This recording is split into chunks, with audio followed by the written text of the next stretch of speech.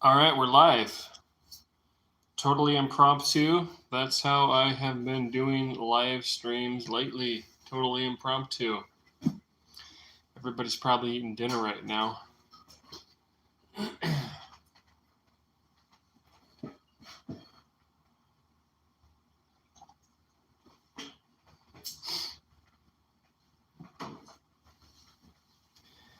We got a couple people. Now it's a live stream.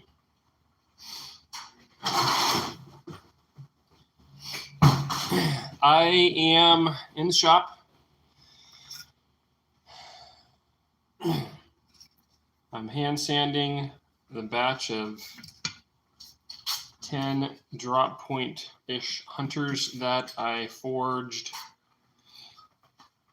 week and a half ago. So, yeah, thanks for hanging out, guys. We got 15 people. Boom.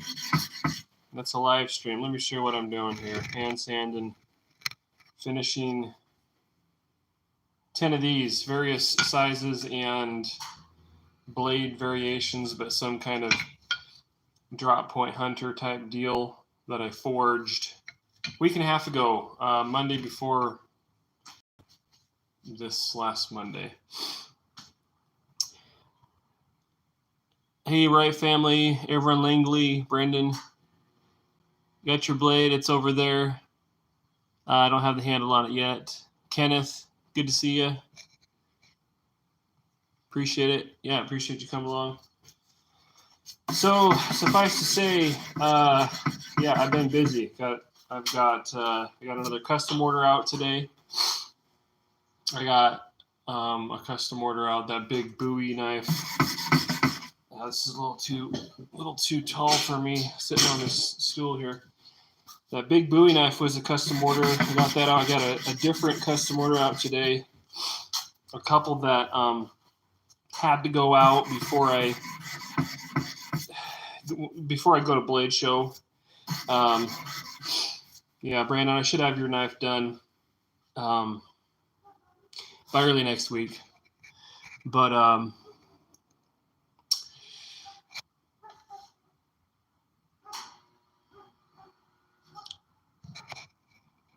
hold on a second.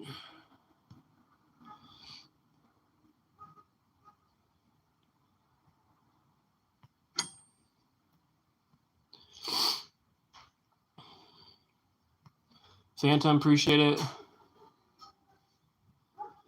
Yeah, Brandon, I'll be making. Actually, Brandon, you might want to stay tuned because okay, I'll just let you guys know on a project that I'm going to be working on. Well, let me back up because I got some stuff to say. Hold on a second. Yes, I'm still drinking coffee. I probably shouldn't be, but this is kind of a mad dash to Blade Show 2024. And the goal is to build, I guess I started a few days or a week early, which is probably good. So for the month of September, my goal is to build 20 knives minimum. No, I'm sorry, 40 knives. What am I saying? 40 knives minimum. And then take that plus whatever else I already have in stock, which is only maybe 15 knives, and then I got some hatchets and axes in stock still. Anyway, I want to have like 50 or 60 items on the table at Blade Show. I don't know if I'm going to sell that much. It doesn't really matter. I'm going to sell it all anyway, and having all of that ready before the busy season in November for Christmas purchases is going to be awesome. So I'm using this deadline of Blade Show to really push myself and get, and I don't think it's really a sustainable pace. I'm not usually out here, and I've been out in the shop since 8 this morning. Got up before that and was doing some, doing some other stuff and stuff like that. And so you know, anyway, it's not really it's not something that can maintain, you know, long term, but using this month to really push and get a bunch of product built is what I'm trying to do here, using Blade Show West as a deadline. Whether or not I sell a bunch of stuff there or not, but getting my name out there and starting to edge into a market that I have not yet begun to engage. And because as you're aware, I'm sure the knife market is vast. And, you know, back in the day, custom knife makers, you had to go to the blade shows. That's where the clients were. That's where you connected with everybody. But in the internet age, you know, I've been able to do this like almost completely online with a little bit of local venues here and there in the past, you know, farmers markets, things like that, which have been helpful. So that's just the way it goes. Okay, Everlast. If you make me a sword, yeah, if you're serious, you can contact me on my website on the contact form. Yeah, Brandon, thank you. I'm about a quarter of the way there, maybe. Hey, Yukon, howdy. How's the knife life? It's going, man. So where was I? So all I have to say, so that's what I'm working on currently is the first 10 of the batch of 40. And it's a very, you know, various drop point hunters that I forged. 52-100 steel, great little knives. Anyway, but I realized today that I'm probably going to have to release some of these prior to the show because I got bills to pay this month. I kind of had this idea in my head that, you know, I could keep all of the 40 knives that I make over the next month and bring them all to Blade Show, but I don't think that's going to be realistic. So you're probably going to see. Let me show you one here. You're probably going to see some of these, as well as others, come up on the website. Some of them, maybe not all of them, but look at this little guy. This is this is one that I'd be like, hey, I kind of like that little feller. You know what I mean? I mean, they're all nice, but like this is kind of a nifty little one here. I just, you know, I freestyle. I have a general idea of what I want to do with the design, and I forge it and freestyle. You know what I'm saying? And so this great little field dressing EDC type knife, natural canvas micarta. Anyway, forged 52-100 steel, pretty awesome. So that's one of them that's in the batch. Anyway, long story short, some of these are going to have to be available because I got bills to pay before Blade Show West happens, and that's just the way it is. But going back to what I was saying, Brandon, you were talking about a buoy. So if you've been watching the videos for a while, you'll have seen a few different iterations or very similar versions of a knife that I'm going to be calling the Hudson Bay Buoy. And in fact, the last build video I did, that was probably the biggest version of the Hudson Bay Buoy. Another one was the failed knife with the micro fractures. Did a video on that one too. But this is one of the iterations of the Hudson Bay Buoy. And the reason I'm calling it the Hudson Bay Buoy is because the Hudson Bay camp knife, made by the Hudson Bay Company for like trappers and things like that, is a big, wide blade knife. They usually had like a brass bolster, more of a straight handle, right? And they were a camp knife. They were for chopping and just, you know, bashing through stuff. And this was, you know, back in the, I want to say early 1800s, don't quote me, but this was a long time ago. I think maybe even I think predated the Bowie knife, right? Okay. Well, so that's what that's for. And then the Bowie knife came along, but the Bowie knife is typically more of a clip point blade, right? And generally a narrower blade. The original Bowie knives, which we won't get into that, but the original Bowie knives were quite thick and more of a butcher knife. But they have more of a fighting knife style of blade and design to them, and then they have a guard typically, right? And they were designed or generally intended more for like personal protection or something along those lines, and so they were designed like that. So what I've done, and somebody else has probably done it too, I just haven't seen it. I've kind of taken design features from the Hudson Bay knife, the Hudson Bay camp knife, and the Bowie knife, and put them together to where it's got a wide, heavy blade, but it's got a bit of a clip point on the end, and then the handle kind of drops down. The back of the handle kind of drops down, which I find very helpful for chopping and stuff because it really holds your grip, hold your hand in the grip there. So instead of like a straight handle, the knife slipping out, it's not gonna do that for you. So the Hudson Bay Bowie is something that I've kind of developed over time, and it's something that I'm going to be making more of. How's it going? I'm doing a live stream. The girls aren't here right now, but they'll be back later. So, okay. When they come back, it depends on what time they get back. But yeah, so yeah, it depends on how late they get back. Yep. Neighbor kid. Okay. Let's see here. Got some comments here. Thanks, Austin. Appreciate it. I'm way back here. Thanks, Jeremy. I appreciate it.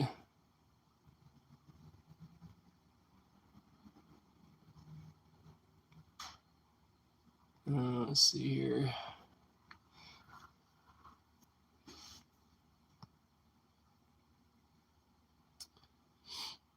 I want to try forging. There's a place near me that has classes. That's a good idea. Go take a class and see, what you think, and get some tips because somebody who's been doing it can. It's easy to pass stuff on. You can read it in a book, but if you can get in there and actually do it, that's pretty helpful. So, yeah, that's a good idea. Colin says, "Can you say happy birthday to my friend Wayne Kerr? Happy birthday, Wayne. Hope it's a good one." Right, family. Yeah, you talking about that little knife? Yeah. All of these, and so this is kind of a, as you build knives and you continue to work on stuff, you develop your style, you develop your skills. But this sort of drop to the handle is something that this year I've kind of been working on developing. Like I said, it's not something I came up with, but I mean developing on my knives, right? And I really like. First of all, it forges easily, okay? And it also lends itself well to a forged blade because when you've got that drop down, your overall width, if you're going to take it to a stock removal piece of stock, you have to have a wider piece of stock to get that width. And so this is not this kind of design of a handle is not conducive to stock removal because you have to start without like a 2-inch wide piece of steel. Right? And then you have to grind all that away and it's just a waste. And so this works very well for a forged blade, which is what these are. And I really like it. It's very comfortable. And you can also hold it in a manner such as, if you're field resting, you need to get up on that point and just use that. It works well for that, kind of gets out of the way of your wrist. You know what I'm saying? See what I'm saying right there? So if you're trying to do some skinning or whatever. So in my opinion, it's a really functional comfortable design, and it looks cool too. So this is the first batch of these that I've done in any number, and I'm actually pretty excited about it. So the Hudson Bay buoy is kind of a new thing.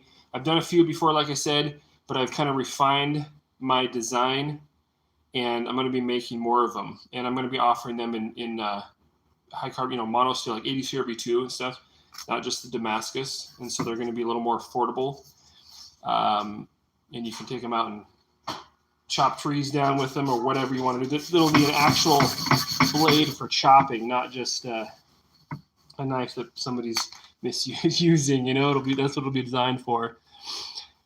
So what model of knife is that? You can ask. It's just a Oneoff. I think you're talking about this little guy right here. This is just a Oneoff. The blade is I don't know what you would call it exactly. It's kind of a Canadian cross between a Canadian and a drop point. I don't know, but this is just a Oneoff. I'll probably make something more like it. Looks like it got a little divot from the forging in there. Probably clean that up a little bit. Roy Timber Art Techniques. I'm hand sanding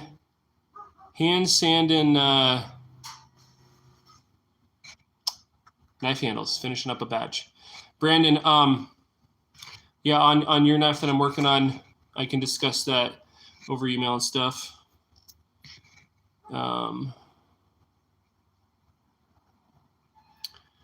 Ben says, I need a hatchet or axe or tomahawk with the handle being able to slip onto an AR mil-spec buffer tube. That sounds interesting.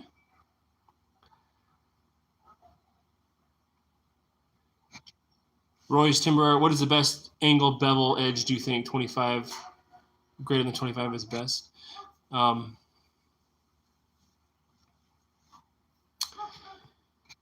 It depends on the knife and what it's for.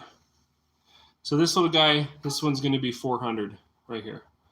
And I don't typically, but everybody's asking on this one, I don't typically,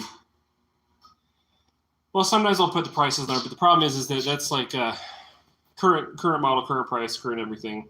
And so in this moment kind of a thing, because I don't want somebody coming 6 months later, oh, you said it was 400, that kind of thing. Now this is bugging me because see, in the forging process right here, just a little bit of forged surface right there. We're just gonna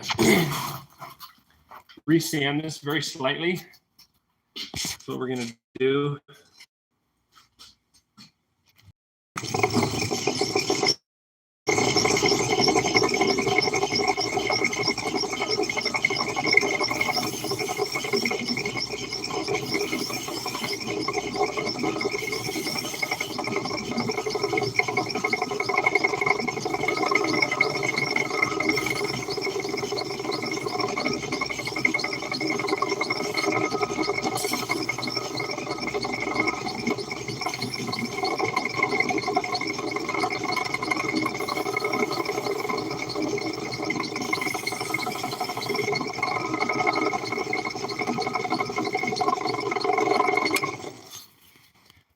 I missed that earlier in the rounding the spine over. So I had to round it off a little bit more. I didn't see that earlier because I had the blade taped up, as I typically do, to keep it from getting scratched up. Even though I've got the leather in the vice jaws here, it gets grit on it, and so whenever you clamp the knife in there, it can mar up your blade. So anyway, that's kind of the story on the mad dash to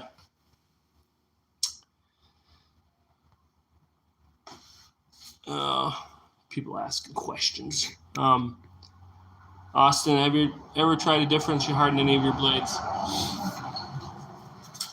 I have sometimes in the past, but I typically do not do that. And there's a couple reasons.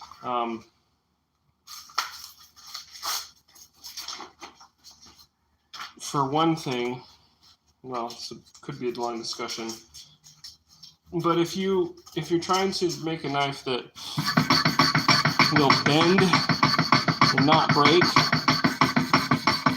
then differential hardening can be useful.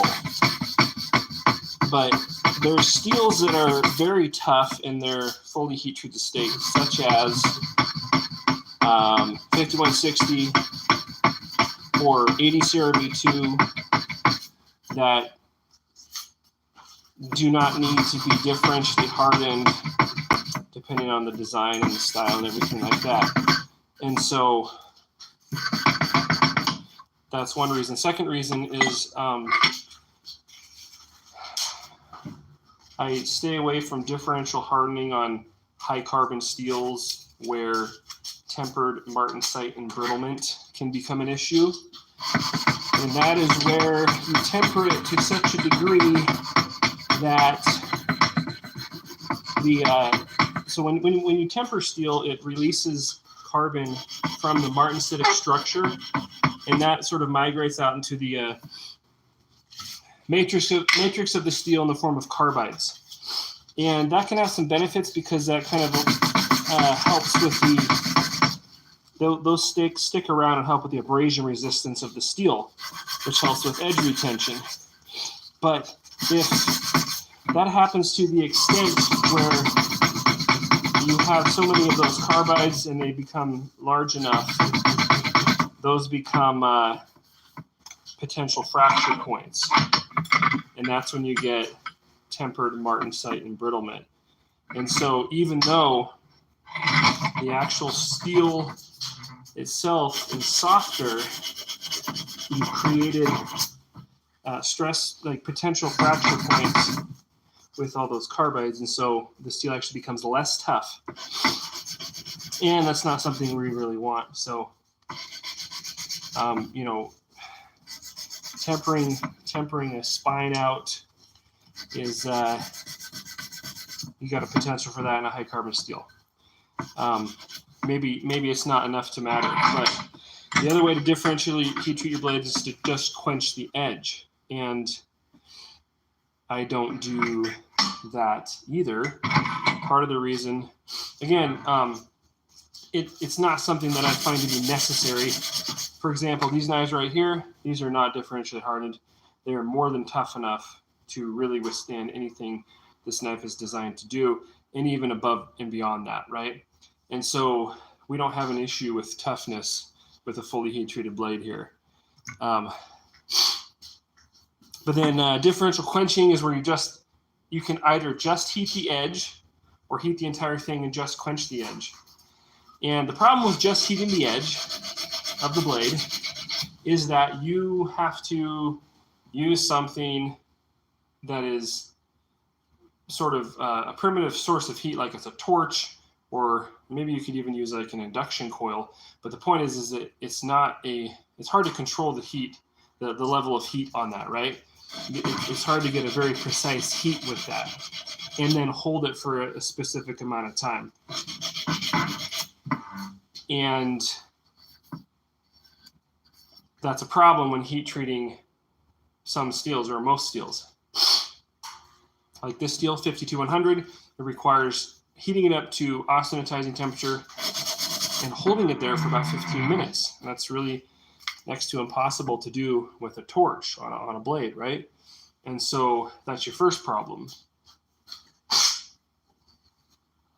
If there was a way to control that heat over an extended period of time at a specific area along the blade edge, then potentially you could differentially harden the blade.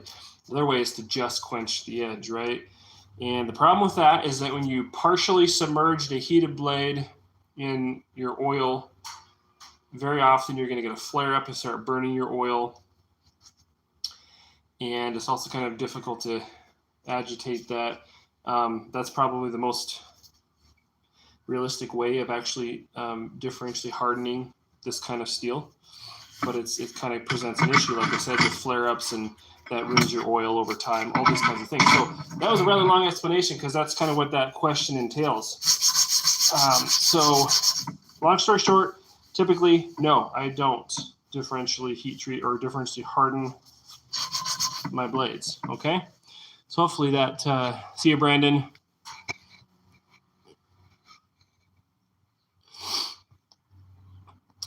Okay.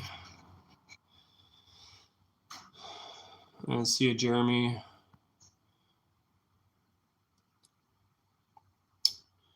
Okay. And we got some maroons in the chat today. Nobody got time for that.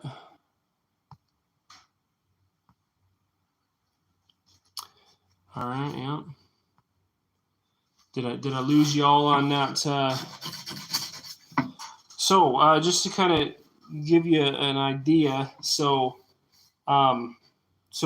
yesterday, so this is the first batch of 10, right? These drop point hunters of various sizes and sort of iterations. But then yesterday I forged a batch of kitchen knives, all kind of medium-sized kitchen knives, Sentoku, different food prep knives, right? So that's the next batch of 10, right? And those are all currently in the tempering kiln right there that you see in the background. I got those heat treated today,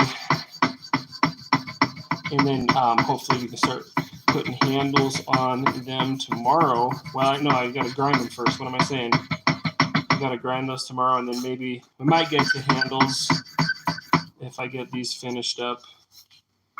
And then I got to build sheaths for these. So the nice thing about the kitchen knives is I don't have to build sheaths for them because that's a time-consuming part of the process. But anyway,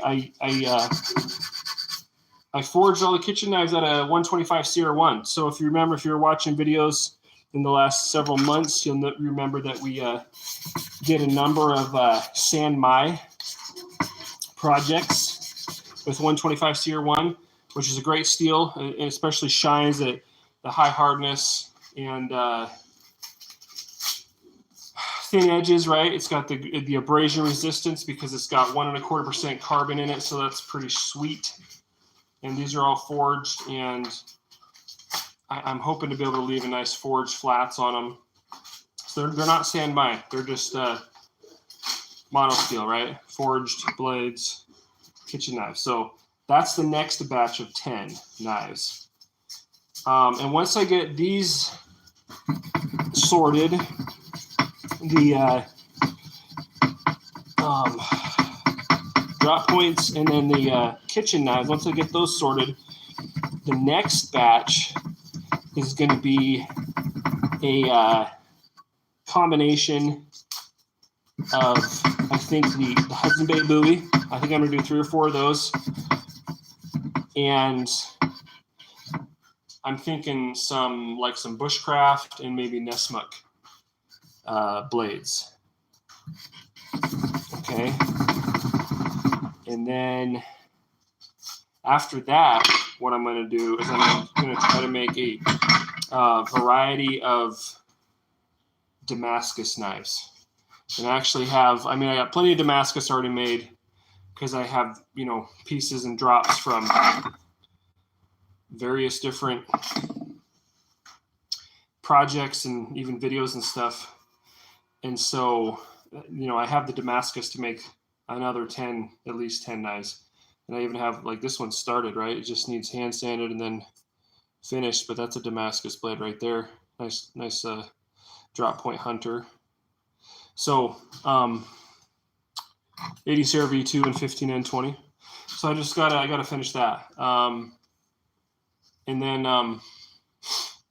if I do the 10 and the 10, then that'll be 40 knives, right?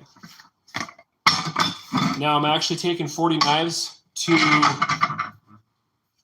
Blade Show West. Probably not.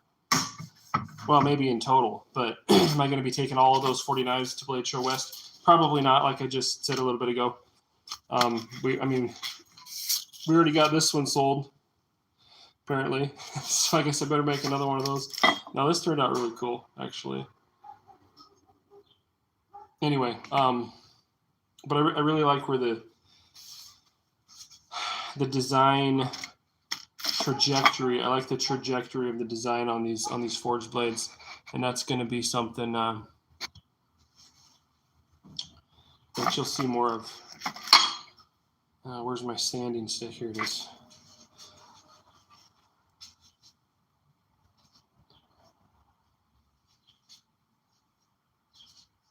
Thanks, Austin. Dag never got back to his forge. Yeah, I bet that feels good. Yeah, I'll tell you, man.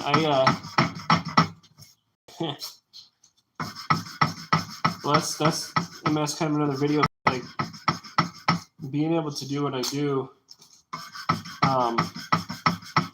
Yeah, it's a slog sometimes and everything, but on the days when I'm not feeling sorry for myself, which usually I'm not, but hey, let's be honest, we all do sometimes, right? I just I feel thankful for being able to make stuff, work with my hands and build stuff, something that's going to last generations if it's taken care of properly. And that's a pretty cool thing to be able to do, I think. Whether you're doing it for a living or as a hobby, either way. Years ago, I worked a couple of years in a machine manufacturing shop, and I got to run manual, lathe, and mill. We did these hubs for sawmills and things like that, like manufacturing facilities. They were custom hubs that a big rubber tire would go on or something for some kind of conveyance or some kind of machinery. I don't know. And so that was one of my favorite things that I did there, because I got to learn how to run the lathe and the mill and everything. But after that, I went into law enforcement for 7 years, and I don't really miss that.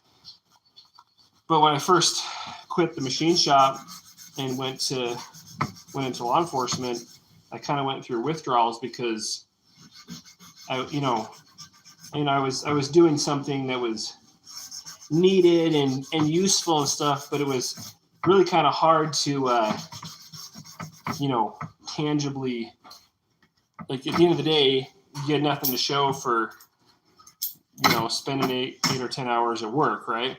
Whereas in the machine shop, you had the cart with all the parts that you'd built or, processed through the CNC machine or whatever. And with the law enforcement, started out working in the jail, it was kind of hard. So I really enjoy being able to make something and have a tangible,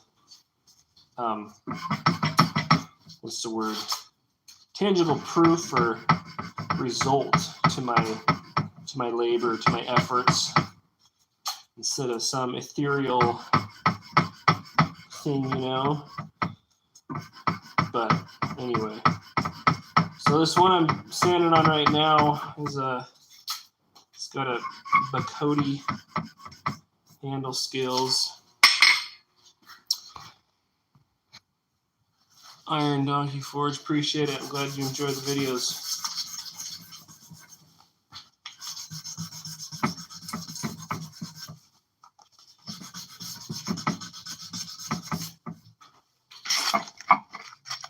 So these have all been sanded and shaped on the belt grinder, and this is what they look like off of the belt grinder, right?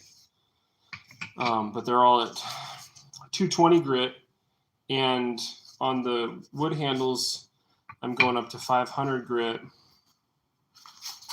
So I start with 220 grit hand sanding, and then sand up to 500 grit. So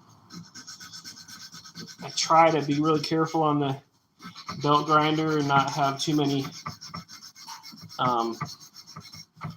much stuff to sand out with the 220, but sometimes there's little grind lines that you got to take out a little more carefully instead of being able to go straight to the 500. Grab some more sandpaper here.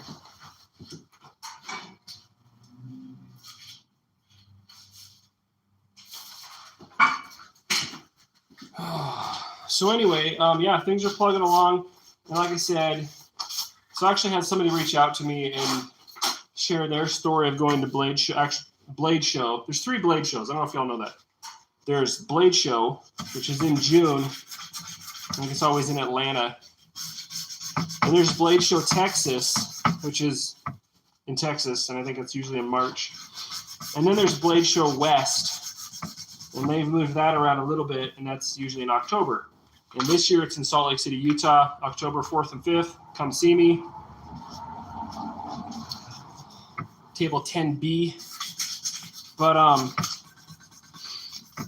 I've never been to any Blade shows, period. I was going to try to go to Blade Show Texas just as a attendee this year. Didn't work out. And then because I was too late to get a table, and then I was going to try to just attend it, and then that didn't work out either. So then I got right on the ball and paid for a table for Blade Show West like months ago, which is $600. And yeah, I don't know if I'm going to sell anything or not. But anyway, I had somebody email me, viewer on the show here, and kind of, I think they were trying to, help moderate my expectations or something, because I shared a little bit of how many knives I was trying to make for a Blade show, and trying to have a full table, everything like that. And so they kind of shared their story and how they only sold like a couple $100 worth of stuff after paying for a $600 table. And I appreciate that. So that's a genuine concern. Like if you're going to pay all the money for a table, for travel expenses, a hotel, all that stuff, it turns out to be an investment, right? And yeah, it's all you can expense it all, and obviously I will, but you still have to pay for it. And so if you don't make any money, it kind of sucks. However, my expectations for Blade Show are, pretty minimal. I don't know what to expect, and so I don't have a lot of expectations. But at the very least, I'm going to be getting my name out there into a new market that I haven't previously gotten into at all. And so, hi, doing a live stream here. So I know that. I was watching your live stream. You're watching my live stream? Cool. Yeah. The gang has arrived. But I'm talking about Blade Show here, so Bye. see ya. Anyway, so I don't have massive expectations for Blade Show. Because at the very least, I'm going to be handing out business cards, get my name out there, starting to build a presence. And what I've kind of heard is that it takes 2 or 3 years at shows like that to really figure out if it's going to go for you or not. And I've been to venues that I thought would be really good, and it turned out to be a bust. And then I've been at venues that you wouldn't think were that great or geared towards what I'm doing, and they turned out to be really good. And so we shall see. But again, worst case scenario, I just have a bunch of product that I'm going to sell anyway. And having some stock built up as I go into the busy Christmas gift buying season is going to be great. And I'm going to try to maintain that and keep that going, once you get that kind of momentum built, and without having to, work at breakneck pace constantly, as I'm trying to do for this month of September prior to the show.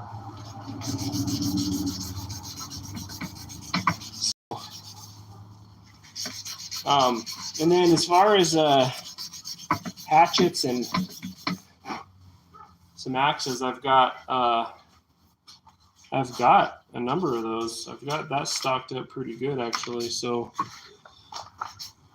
be bringing those to Blade Show as well, obviously.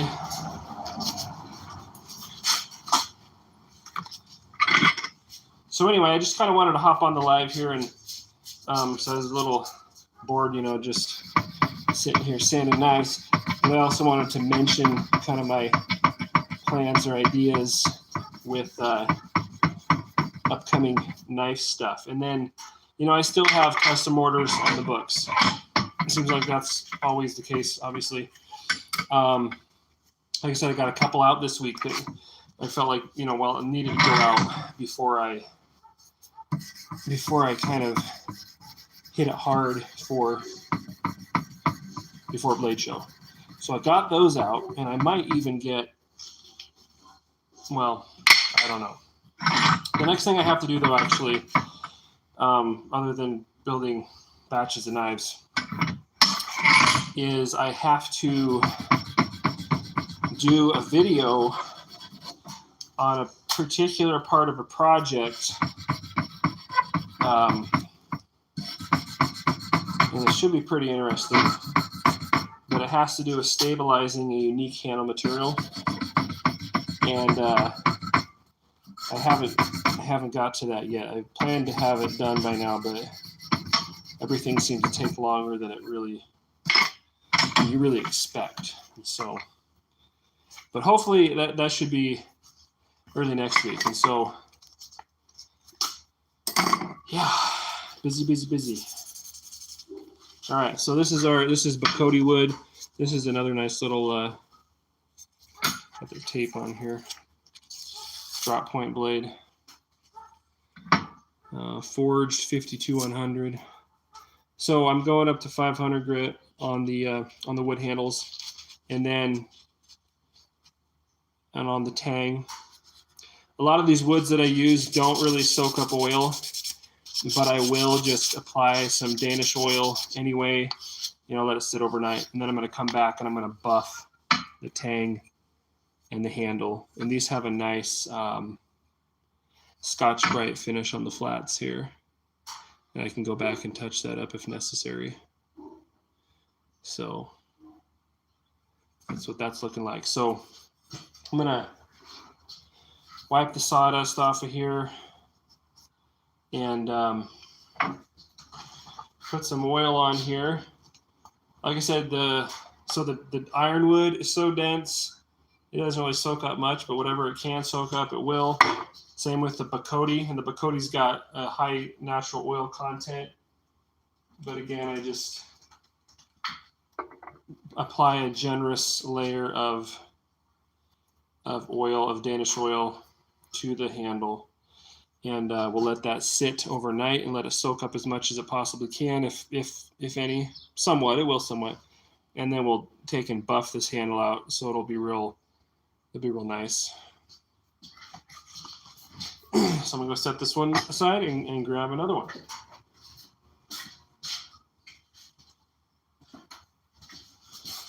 All right, next one up. I need to sand the spine on this little guy a little bit.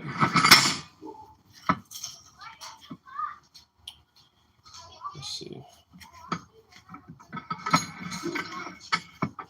Hey girls, I'm on a live stream, y'all. So please don't be yelling and being silly. Okay, well, can you stay over there and not yell and stream, please? Thank you.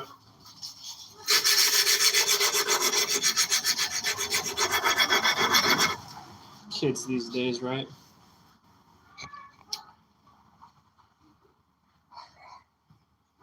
Hi, Desert Forge and Ironworks. Hey, everyone. Hey, appreciate you being here on the live stream. Where you at? Are you? I'm guessing you got to be either in Arizona or New Mexico, but I don't know. Joseph Jones, that is good. Thank you. Appreciate it. Yeah, it's turned out pretty nice. Thor, the knife would have looked better and would have been more dependable if that blade was Damascus. It'd be fancier looking. As far as the dependability, it'd be the same. Nate, looks great. Thanks. John Carter, I have one of the throwing axes you made. I still love it. Awesome. Okay, high desert. He's not neither of us. Okay, what else? What else we got? Nevada. It's got to be Nevada. Nevada. The only other place it could be would be Colorado. Tell me I got it right on one of those. Please. Okay, I guess it could be California, but that's not really high desert, is it? I don't know. All right, I give up. Where you at? Oh, Apple Valley, California. Okay. So how high is that? I guess in between San Bernardino and Vegas. I guess that's fairly high. Okay, sorry.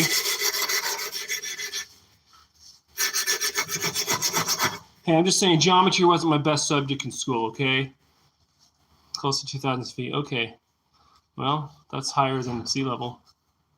Joseph Jones, I'm new to this channel. How long have you been doing this? And what all do you sell? Well, that is an excellent question.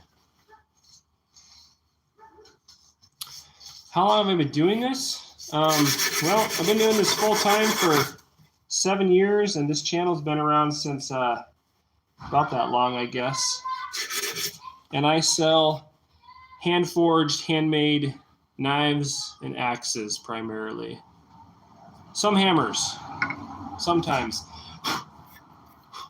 Oh, I was thinking about making some hammers to take to Blade Show. I don't know if that's a good idea or not.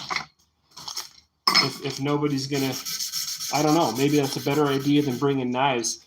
That's one of the things that this fella said. He's like, went to Blade Show, and it's like the only people that showed up primarily were other knife makers. And so maybe I should have a table full of forging hammers. I don't know. I've never been to Blade Show West. But maybe I should forge some hammers. What do y'all think? John Carter, are you going to make any swords? If somebody wants a sword, I can make a sword. We can talk about particulars. Yeah, I would definitely make a sword. I just haven't taken the time away from the typical grind, no pun intended, to build that. It might be something that sits on the shelf for a while. Hey, babe. Hey. Doing a live stream. I know we watch. Okay, awesome. Just making those. Yeah, we got cupcake. Say hi. Yeah, say hi, buddy. This is my miniature apprentice at times. Hey, say hi. Say. This is my beautiful wife. And we had a birthday today. Yeah, we're celebrating on Saturday, though, right? Yeah. Yeah, we did. Yeah, one of our little people had a birthday. Yeah. Whose birthday is it? Addie's birthday. Addie's birthday. That's right. That is correct. I was thinking about telling everybody, are you shipping cookies and stuff yet? Not yet. Okay, because the last time I posted pictures of your baked goods on the channel here, we had like 4 people that wanted some. So Sarah started a little baking company, and so far it's been quite popular. And so I was thinking about telling people. Show them your cupcake. Telling people, well, we got to build your website and stuff, and then we can start shipping them worldwide. Worldwide? I don't know if they'd be fresh. Might ship. Hey, David. Yep. Yes, sir. I think they would. I think, because isn't there a company that ships cookies and stuff? Oh yeah. So.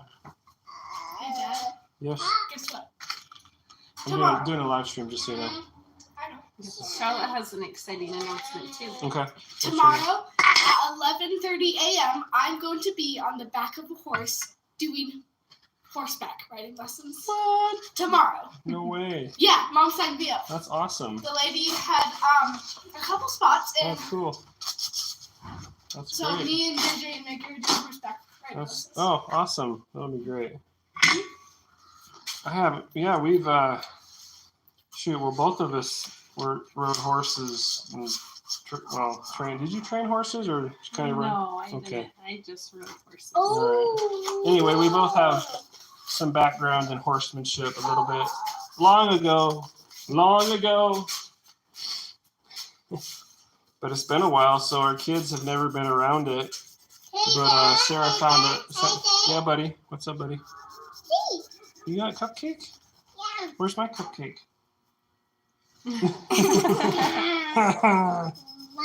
Yeah, your birthday. No, it's Sissy's birthday, actually. Yeah, but it's okay. Sissy 5 today. Yeah. Right. So I already got this one sold. Somebody wants it. Woohoo! Yeah. So that's awesome. All right, say bye. Bye. Say see you later, alligators. Bye. Bye, everyone. Thanks for stopping in, babe. Yeah. I'm gonna try to get these all finished, but if you need me, holler. We'll see how long I last. See how long the family lasts in there, I guess.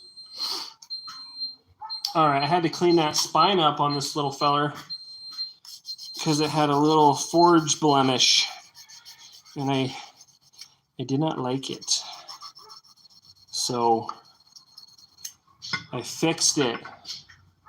Anyway, doesn't that kind of look like a cross between a Canadian and something? I don't know. It's cool. Anyway, but I was going to say on the micarta, I really like that National micarta. I was going to say on that, I finished that out to 220 and then just put some WD-40 on it.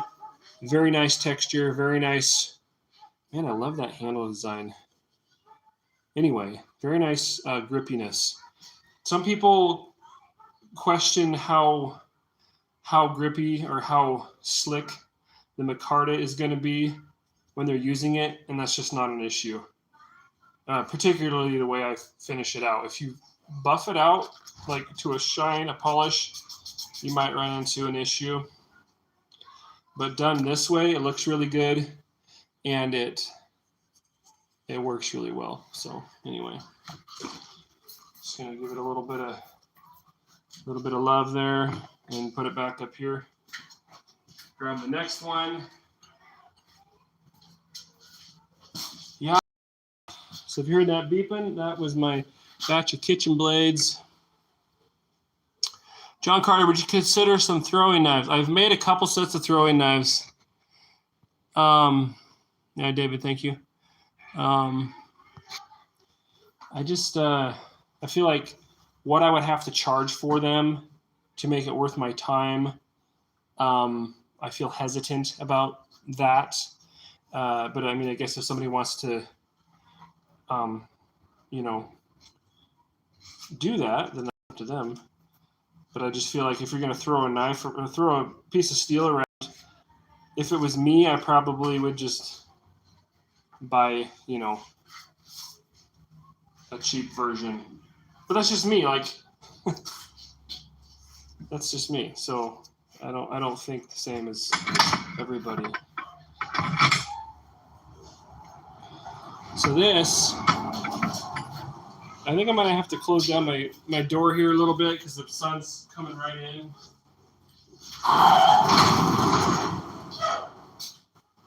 It's messing up the exposure on the camera. Anyway, you can see this right here. This natural desert ironwood has got a little knot, this little void right there. That's not the end of the world. It really isn't going to affect anything so much, but we can fix it. I'll show you how. So I've got my super glue, CA glue, whatever brand, off brand, it doesn't matter. So we're going to take that and kids are fussing out there. Trying to get this to focus. We're just going to put a drop of that right there. Okay. Get in there. You see that? Now that's going to dry pretty quickly, obviously. and we're going to sand it off. And there might be a little bit of a divot left, and we can put in a little more glue and sand it off. It might take 2 or 3 applications. That's going to fill that in very nicely. It's going to look really good. It's going to, oh, here's one on this side too. It's going to take care of any kind of issues you might have with that. And so that's how you fix little knots in your handles if you run into that. You know, and burl wood is notorious. Oh, there's another one. Man, I did not see all those. There's one right here too. Burl wood is notorious for that. And even if it's stabilizing the handle wood does not fill voids. It stabilizes the actual structure of the wood. To fill voids, you have to have an additional application of resin or epoxy or glue or whatever. So we've got 3 little knot holes on there. We'll just let those dry, and then we can sand and check, and then maybe sand or put in some more glue and then sand them again. So I'm just going to set that one right over here and grab a different one. Let's grab this one. This one is Cocobolo, which is one of my favorite natural handle wood materials. I mean, first of all, it's really neat looking, and it comes in different shades and hues, but it's also got a high natural oil content, so it's also naturally very durable. It is not as hard as desert ironwood, but still one of the harder woods, and it's got, like I said, a high natural oil content, so it also does not really accept any oil, like for Danish oil or whatever. I still apply some just in case the pores can pull any in, but all on its own, it's pretty durable, pretty good stuff. Really good stuff.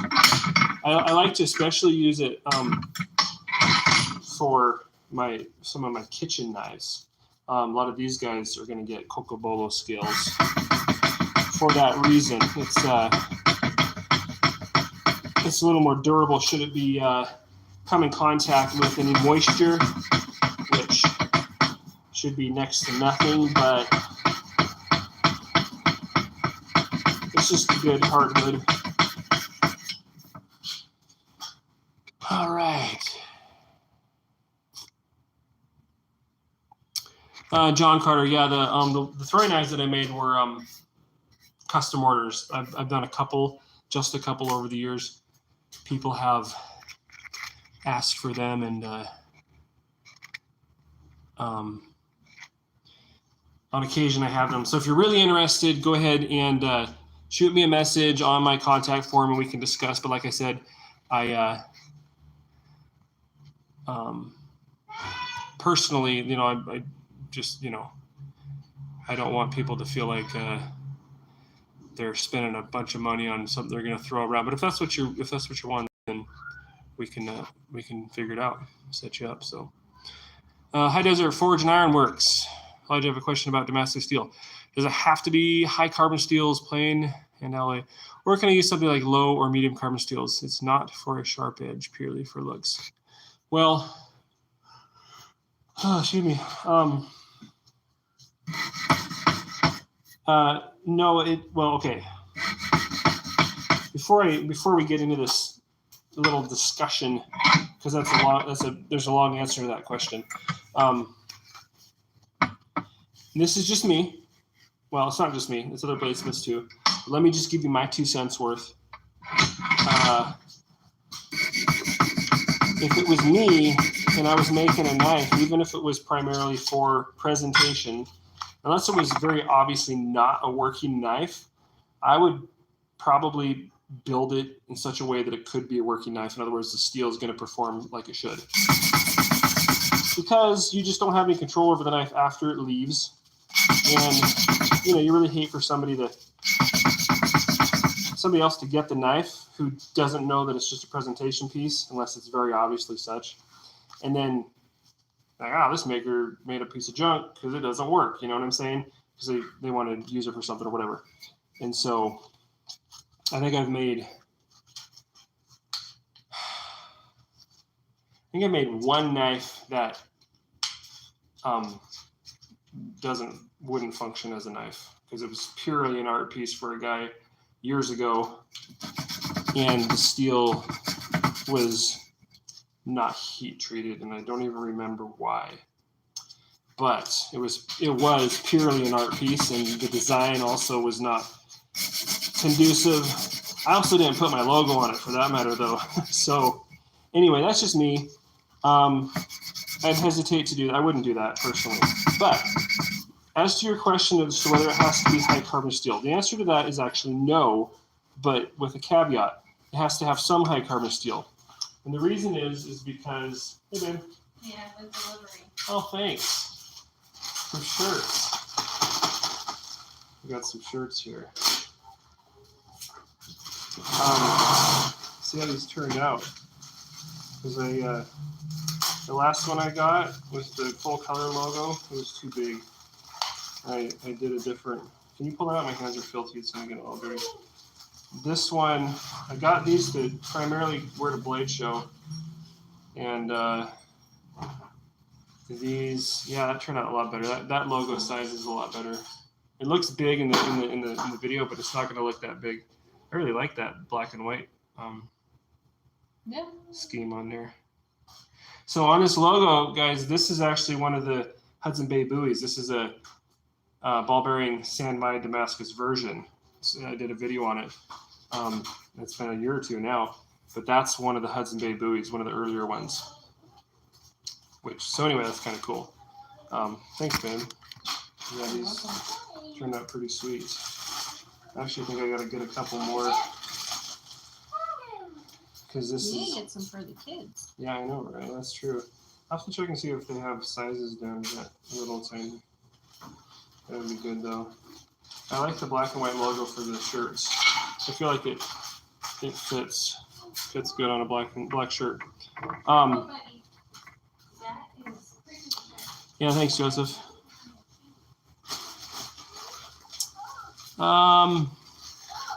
David, does micarta work for moisture as well? It's not impervious to moisture, but it is more resistant than, say, most wood is.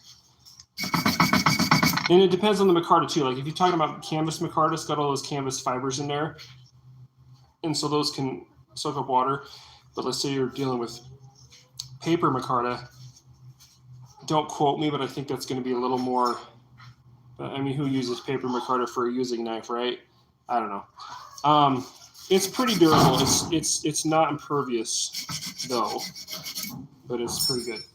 Anyway, back to the Damascus question, whether it has to be high carbon steel or can it be medium or low carbon. So back in the day when Damascus was first, or pattern welded Damascus was first resurrected by Bill Moran in I think it was the 70s, he started building it with a combination of high carbon steel and low carbon steel. And I'll tell you the reason in just a second.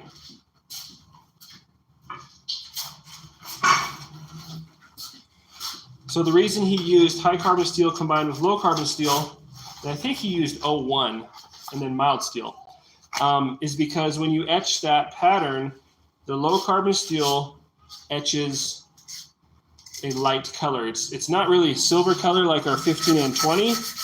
It's more of a ghostly white, but it provides a contrast. And so the thing that provides that darker color to the steel is the carbon in it. And so the high carbon steel, and especially if it has some manganese in it, or an appreciable amount of manganese, it etches dark. And so that's how you get the pattern. And that's how they were doing it for a while.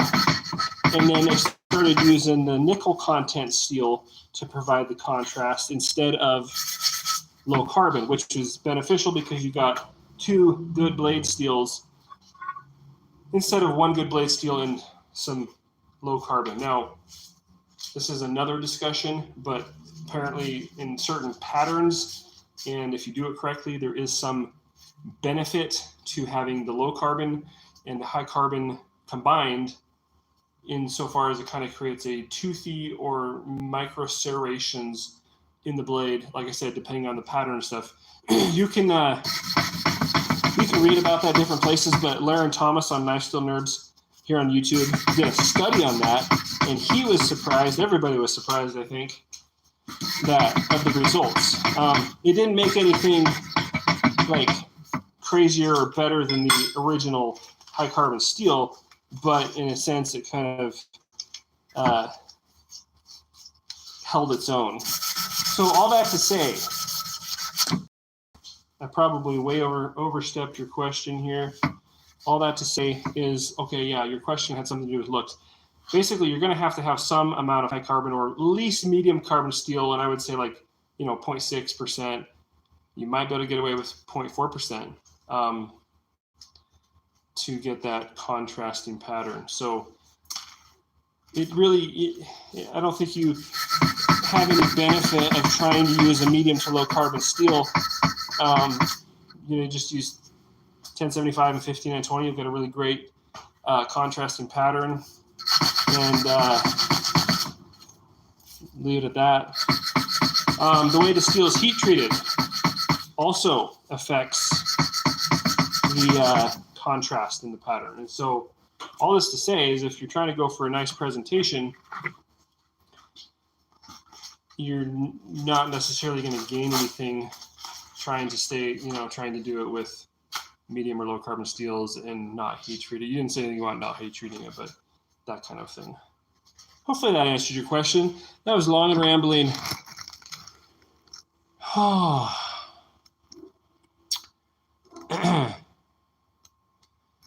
Oh, there's a bunch of maroons on here tonight. Well, not a bunch. There's been a few. Metal Man ain't got me yet. There's a foreign language to me. I don't know. I can't read that. But thanks for commenting. I appreciate that. Thought this was. I don't know what that is. Metal Man, first live here. Hello. How's it going? Okay, High Desert Forge. I want to recreate boot knife that I have from my Army days. 5 1/4 double-edged dagger with cast aluminum handle. That's cool. I want all Damascus for their pattern blade and random pattern handle skills. Is that what you're trying to build? Yeah, I mean, I would just go with some decent blade steel. You know what I mean? You're not going to really save any time, doing it any other way, right? So you're not really going to save any time or materials or anything doing it any other way that I'm aware of. Maybe there's something I don't know. I'm sure there's something I don't know, but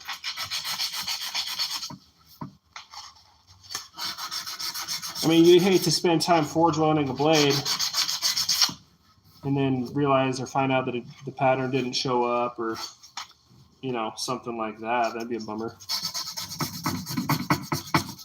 Hate to do that. All right, I'm kind of slacking here. Appreciate y'all hanging out with me. I gotta show you this. Talking about slacking here. This is a stabilized bog oak, and it's gonna look darker once I get it all finished up and everything. But that's kind of cool, huh? It's got those streaks in it. There we go. It's got those streaks in it. Bog oak. So this is the biggest knife out of the batch. Kind of a hunting knife, eh? So it's kind of sweet. Okay. I got a little bit of coffee left.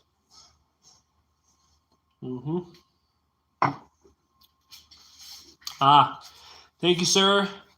I can't read your name, but you said good job, so I appreciate it. Metal Man, not you.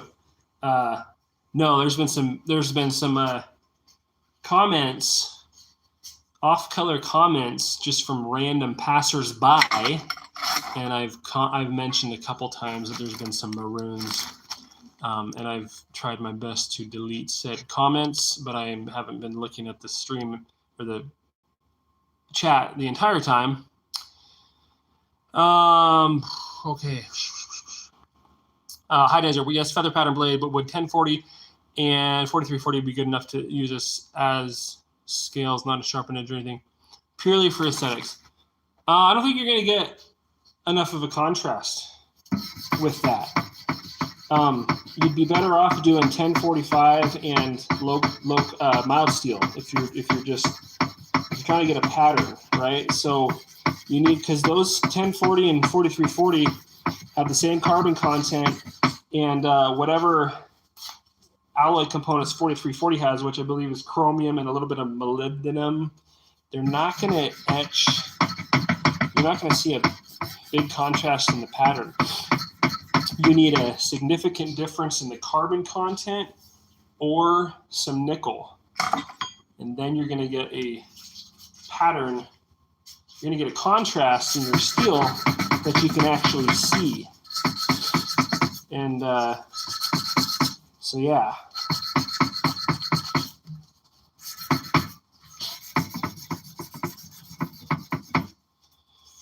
So, yeah. Bollywood Diaries, howdy. Are you from Bollywood's in India, right?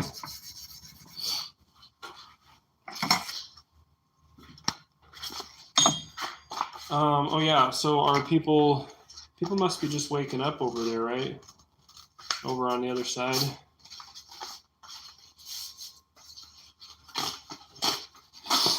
Excuse me. Anyway,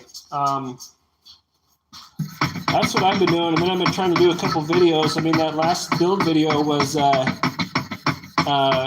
one custom order I got out.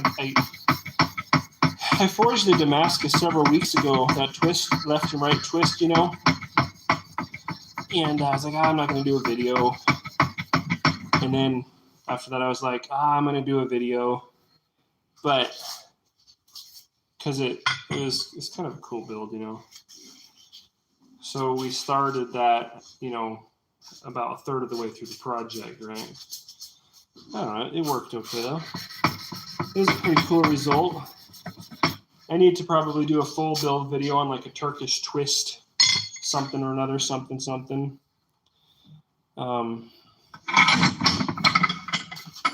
Just haven't done that yet.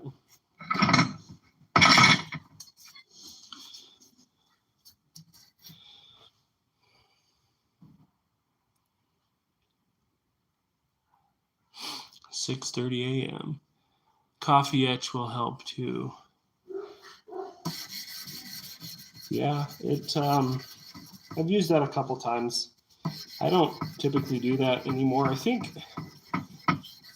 mean, if you get a nice deep etch and keep it clean and crisp, that's what I focus on. But you still have to have the contrast for the coffee etch to be helpful, right? So if you're starting with some steels that don't have much of a contrast to begin with, you're going to have trouble. So that's the other thing.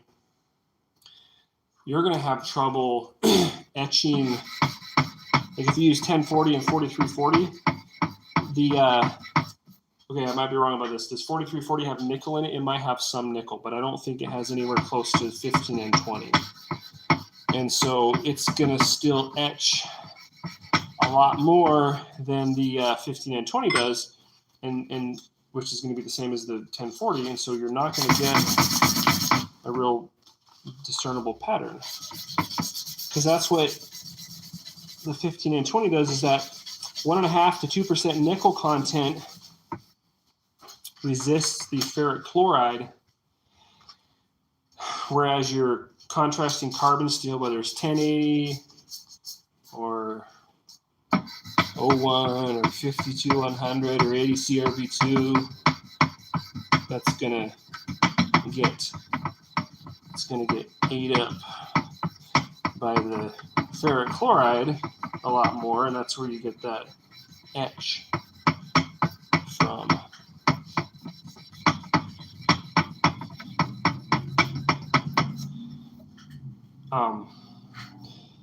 Yeah, and then the carbon content in the steel also affects the edge.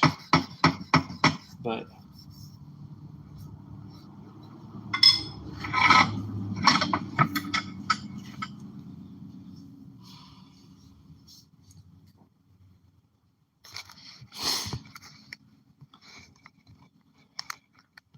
let's see. What about 52 series medium low carbon steel with 1018? Well, 5200 is a high carbon steel. I don't know of another 5.2 XXX that would have to be a high carbon steel. If you're doing like 5160,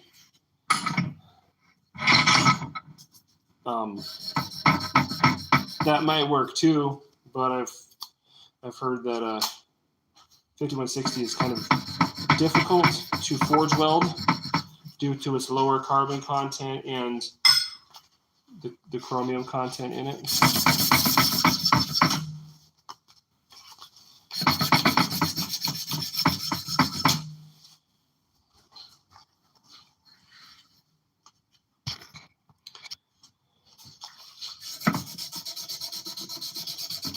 Is there a reason you don't want to use a couple of high carbon steels like 1075 and 15 and 20?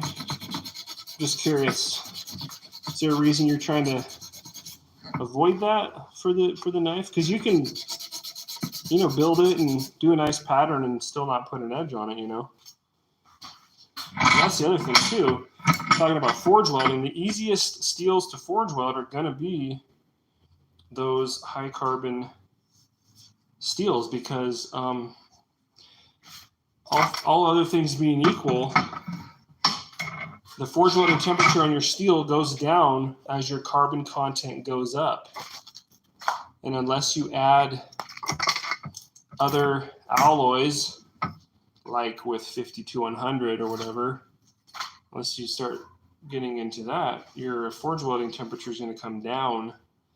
And so you don't have to get it as hot if you're forge welding 1075 and 15 and 20 as you would with low carbon or mild steel and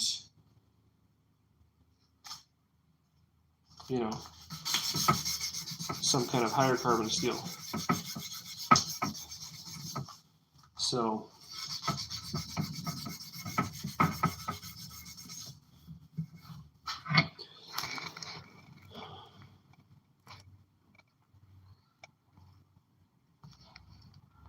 yeah, 5160 is a good steel. It's just not known for forge welding easily. Like I said, due to the medium or lower carbon content and the chromium content, both of which make forge welding more difficult and require higher temperature.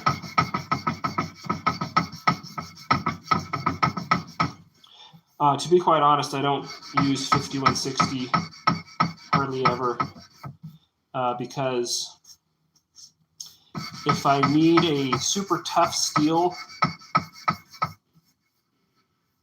other than like if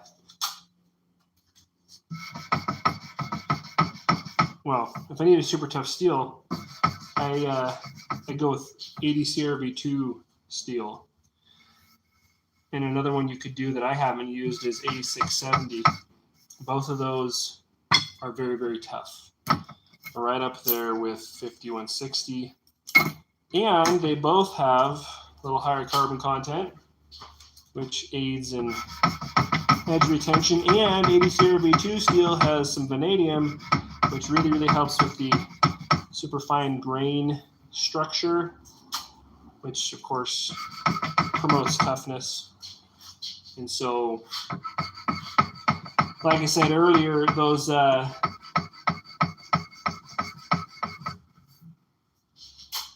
Hudson Bay buoys, I actually had to order some steel in specifically for those because I have some 80 CRV2 on hand, but not in the dimension that I needed it, which was 1/4 inch by 2 inch to forge those big old chopper blades out of. And so that'll be nice. But yeah, when I first, it's been probably 5 or 6 years now. Yeah, 5 or 6 years. Probably closer to 6. When 80 CRV2 steel started getting popular, and because it was not around for a long time on the scene, like it wasn't a thing. And then, you know, when I noticed it about 6 years ago, 6 or 7 years ago is when it started getting popular. And then about 6 years ago, I tried it. You know, I was kind of casting around for a go-to steel, a primary steel that I was going to use, and 80 CRV2 was a candidate. And I hadn't used it before, of course, and so I spent a fair amount of time in multiple blades testing out some different heat treating processes, even including some water quenches and stuff, just, you know, trying to figure out, really testing it out the way it worked and how it needed heat treated and everything like that. And I spent some time on that before I made any knives to sell out of it. And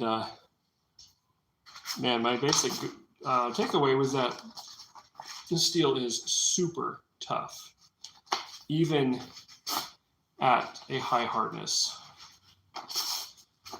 And so, and it also holds a decent edge too. I mean, it's only got 0.8% carbon in it, which is not super high.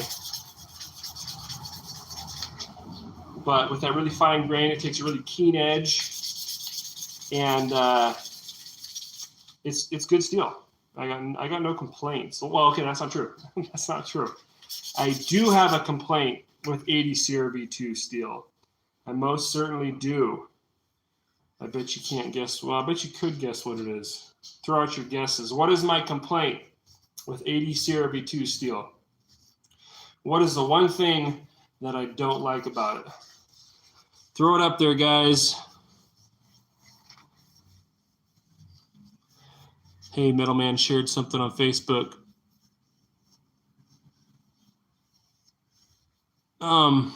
Everything Yukon.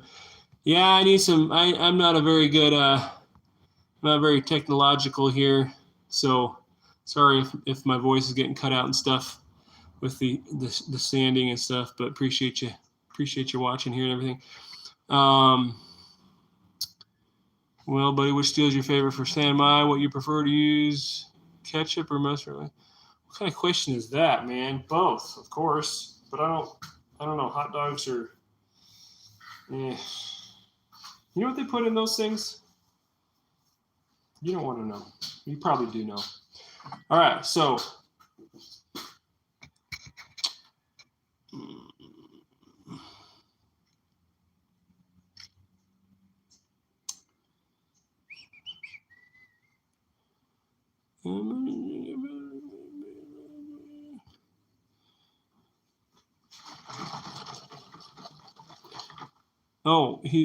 okay, High Desert, you're doing scales made of Damascus steel. Okay, I think I'm slowly starting to get it, understand what you're trying to do.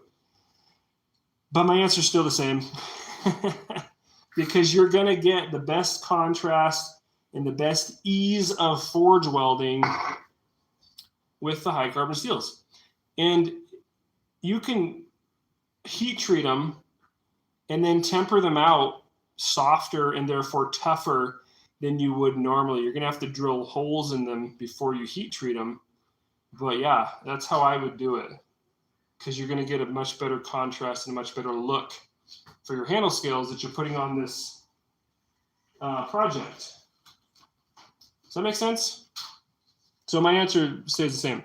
All right, guys. So put some oil on the Cocobolo handle scales.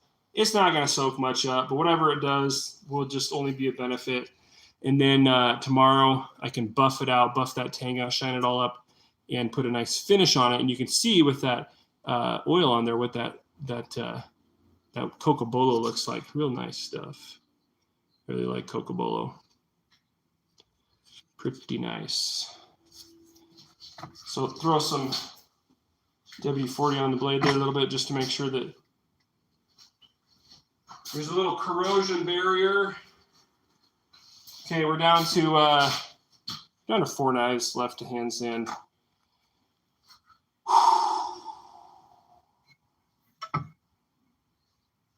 Yeah, just go ahead and waste knife steel. Okay, that's my professional opinion. For what it's worth, that's what I would do. Okay, it's not that expensive.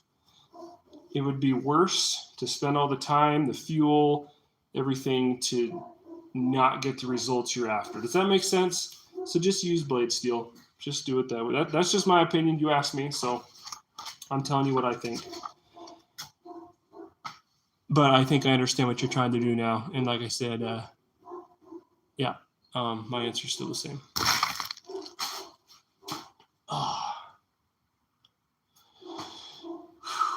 And that's from having forged quite a bit of Damascus pattern welded.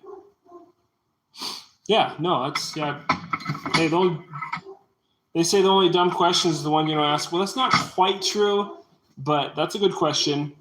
Thank you for asking it. And I understand what you're saying though, because like mild steel is a lot cheaper. I get it, but if you're going to spend the time, do something. Just use something that if it doesn't go right, at least it wasn't the materials. If you screw it up, at least it wasn't because you used something that you could have used something different and avoided a mishap or a failed project, right? And I screw stuff up frequently, but if I can avoid a screw up, by starting with everything that I can properly, then that's always best, right? So yeah, good question, and hopefully that helps you. All right, so what is my main complaint? My only complaint for 80 CRV2 steel? Does anybody know? Does anybody have an idea? All right, so I'm sanding off our little knots, right? That we filled in with super glue. There's the last one I got to file. But these ones, look at that. It's mostly gone. But mostly gone is partly there. So we're going to put one more little application of super glue in the void. It's not really a void. It's just kind of a tiny surface blemish at this point. That super glue works pretty good. Where'd the other one go? Oh, there it is. It's basically all gone too. Probably could have left it like that.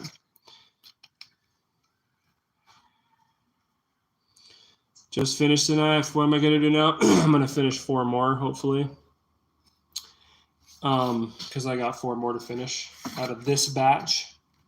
And then I got a whole nother batch right there in that blue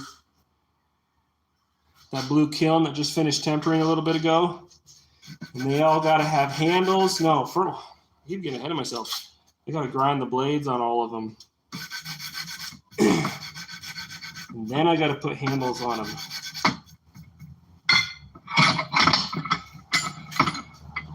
Okay. So this little knot, this one just got a little bit, that was too much super glue. But anyway, that'll dry and then we'll sand it off and it should be good to go. There wasn't much left on those. And keep it from running all off the hand. There it goes. Yeah, of course. That's what happens when you put too much on. Just all drips off. Let me show you one of these.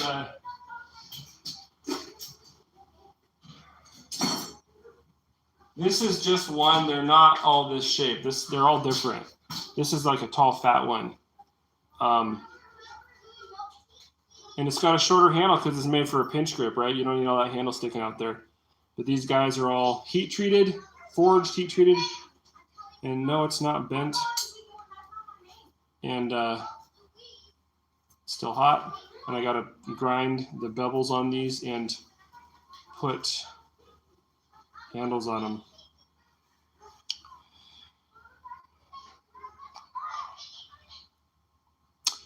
Cool. Glad my nephews are, at least one of my nephews are enjoying the live stream, man. So anyway, lots to do. I'm gonna put this one back.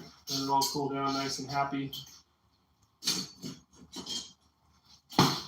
All right. Nobody had any suggestions. So I'm just gonna tell you my complaint. The thing I don't like about 80 CRB2 steel is the decarb. For whatever reason, it obviously has something to do with the composition of the steel, but 80 CRB2 steel is by far the worst decarbon steel I've ever worked with out of a lot of different steels. I've tried a lot of different steels.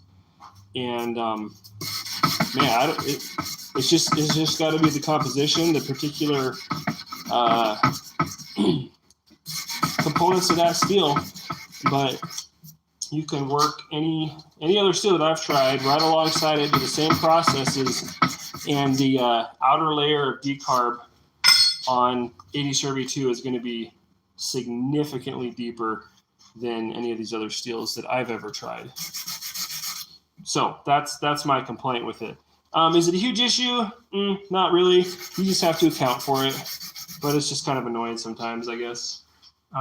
It's not a deal breaker by any stretch, but that's my complaint with 80 CRB2. That's not the reason why I don't use it most of the time, though.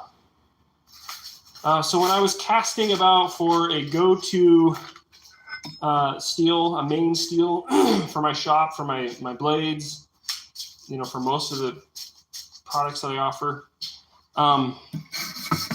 I wanted something that was tough, but I also wanted something that had excellent edge retention for the class of steel. And we're talking about high carbon steels. We're not talking about super steels. We're not talking about super high alloy, all this, stuff like that.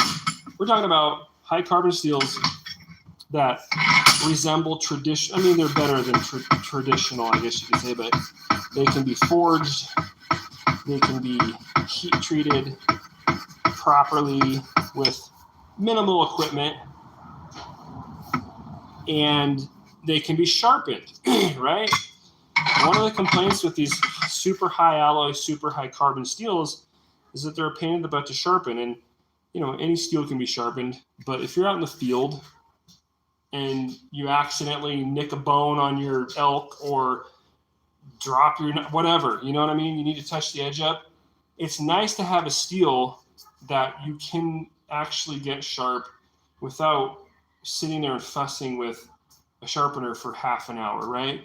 So I wanted that combination of properties. And as you probably figured out, the steel that I settled on after trying several and well, no, there's more to the story, actually. Hold on. There's more to the story. I found 52100 steel.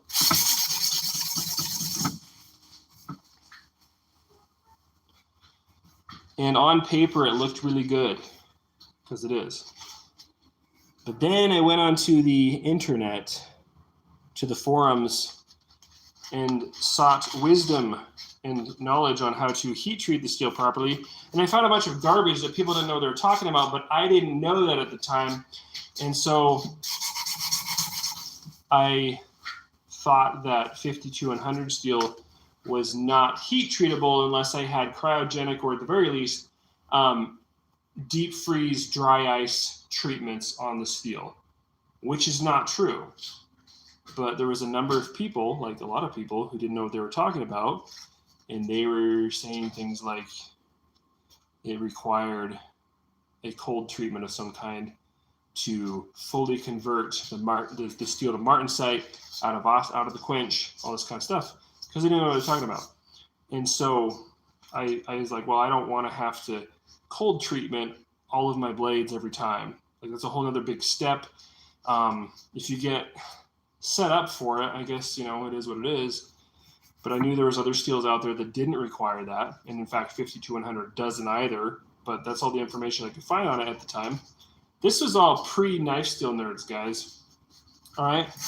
Dr. Laren Thomas, he's a great resource, but he hasn't always been around. Okay. So I put 52100 on the shelf, and I used stuff like 01, which is a great steel. It's just really expensive and not as readily available. And 1095, 1080, whatever. Made some good knives with other steels. But then as I continued on my metallurgical journey, learning about all this stuff and learned more about metallurgy and a lot of different things that I didn't know early on, I discovered that 52100 does not, in fact, need a cold treatment if you're doing it properly. So I was pretty happy with that, and I went back to trying 52100 and, you know, started working with it again, trying stuff, figuring it out, testing it. In fact, 3 or 4 years ago, if you go back on the channel, you'll find a bunch of different test videos, several at least, of 52100 steel when I was first starting to get back to 52100 and see if it was something I could use as my primary steel. And so that's how that whole story went. And long story short, 52100 steel has been my go-to steel for years now, at least several years, okay? It's tough, very tough for a high carbon steel. It has great edge retention, and it is in fact possible to heat treat properly with reasonable equipment, as in a kiln, right? You don't have to have cryogenic or even dry ice or anything like that. And that all lies in the metallurgical knowledge of the steel and how to properly heat treat it. And that's one of the reasons why I'm passionate about that, and why you'll find quite a bit of metallurgy and heat treating stuff on my channel, and why I talk about it so much. So like I said, nowadays you got knife steel nerds and everything, and that's great, but back in the day, that wasn't around, right? So you had some books, you had the forums, which had some good advice and then a lot of crummy advice, and you kind of had to do a lot of research and figure stuff out and go to different sources, and that's what I did. And then there were some bladesmiths who were really helpful, Kevin Cashin being one of them, and I learned a lot from him, and he has a lot of good material too. And so anyway, so I use 52100 primarily for a lot of my blades because it's tough, holds a good edge, sharpens easily, and it's ubiquitous. It's readily available and not super expensive like some steels. So that's the story, guys. Metal Man says 01 is never available. Yeah, I know, right? It's and when it is, it's super expensive. And then a lot of times, the other problem with it is that a lot of times it's surface ground, right? So it's like precision stock, which we don't need. We don't need precision stock. I mean, yeah, it makes the stock removal knife build real clean and quick, I suppose, but I would not pay the extra amount for that, you know. And so, yeah, 01 has it's a good steel, but it has some availability and cost issues. And that's the reason really that I didn't go with 01.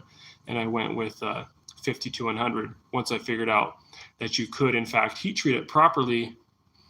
Because I wasn't going to, you know, use a steel that I was going to do a subpar heat treat on. Like, that's not what I'm trying to do. I'm trying to make highest quality products possible. So, hi, Desert. You could use some oak. Yeah, oak would be cool. Thanks, Metal Man. Yeah, there's a bunch of different little designs of chef's knives in there. They're not little, they're medium, but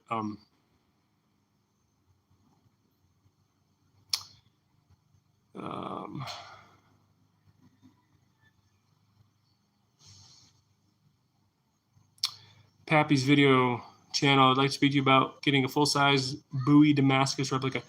Yeah, go ahead and go to my website, firecreekforge.com, and shoot me a message on the contact form.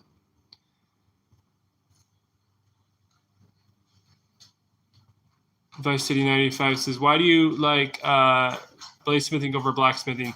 Everyone likes different things, and I'd like to hear the other side of things if you want to share. Hey guys, I'm doing a live stream. Can you play out there, please? No, I'd prefer. Hi, Dad. Hello. Okay. All right. Watch out, we got knives and stuff here. No, you're Let me see. Watching your video. cool. Right now. That's great. But you better not do a feedback loop. You better take that out there. It's gonna start like feedback in the audio or looping the audio. What are you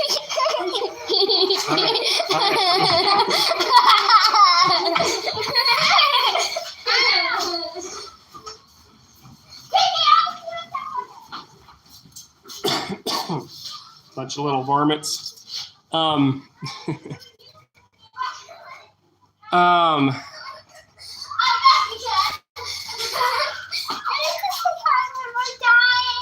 already said hi.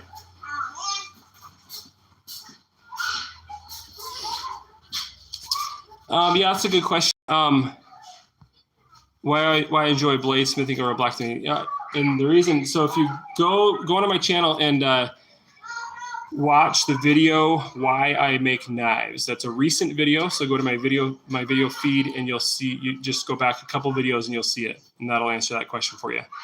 So it's a good question. Pappy's, I'm the only forger watching on YouTube. Cool. Appreciate it.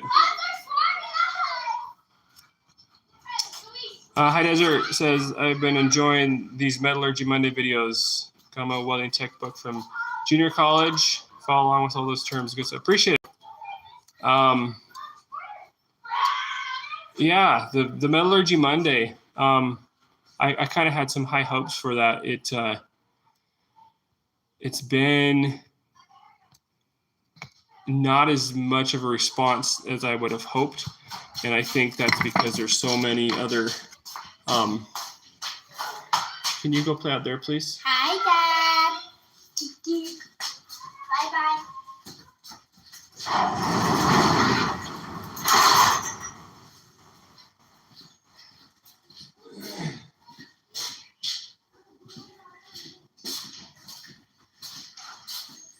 I have to do a little crowd control there.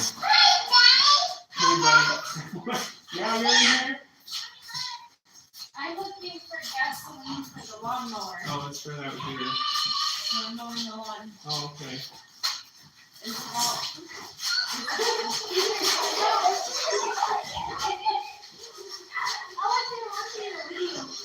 It's right around there. I don't want an audio loop on here, so you need to take that out there, okay? Yes, yeah, but you need to get there because if we start getting audio looping, it's going to be a problem, okay? No, you guys need to stay out there, okay? Thank you. Bye.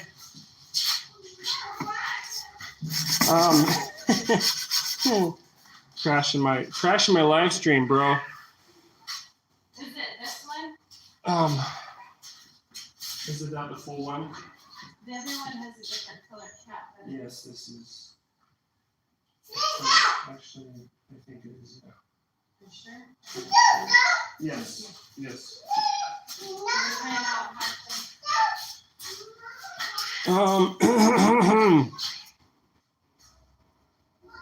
Yeah, Metallurgy Monday. I think that would have been more helpful or more popular a few years ago, honestly. I don't know, but there's quite a bit, like I said, with Knife Steel Nerds and Lauren Thomas and stuff, there's a lot of readily available metallurgy stuff out there now, but I'm glad it's been helpful.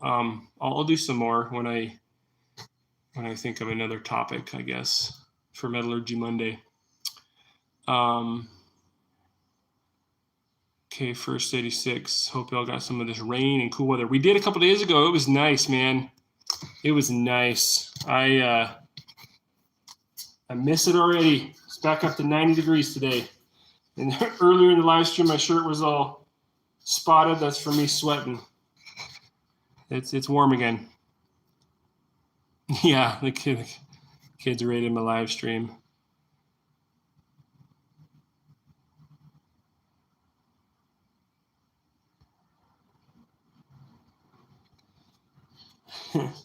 Yeah. Yeah. So anyway, I don't remember what I was saying before all that. If I was saying something, let me know because I can't remember now.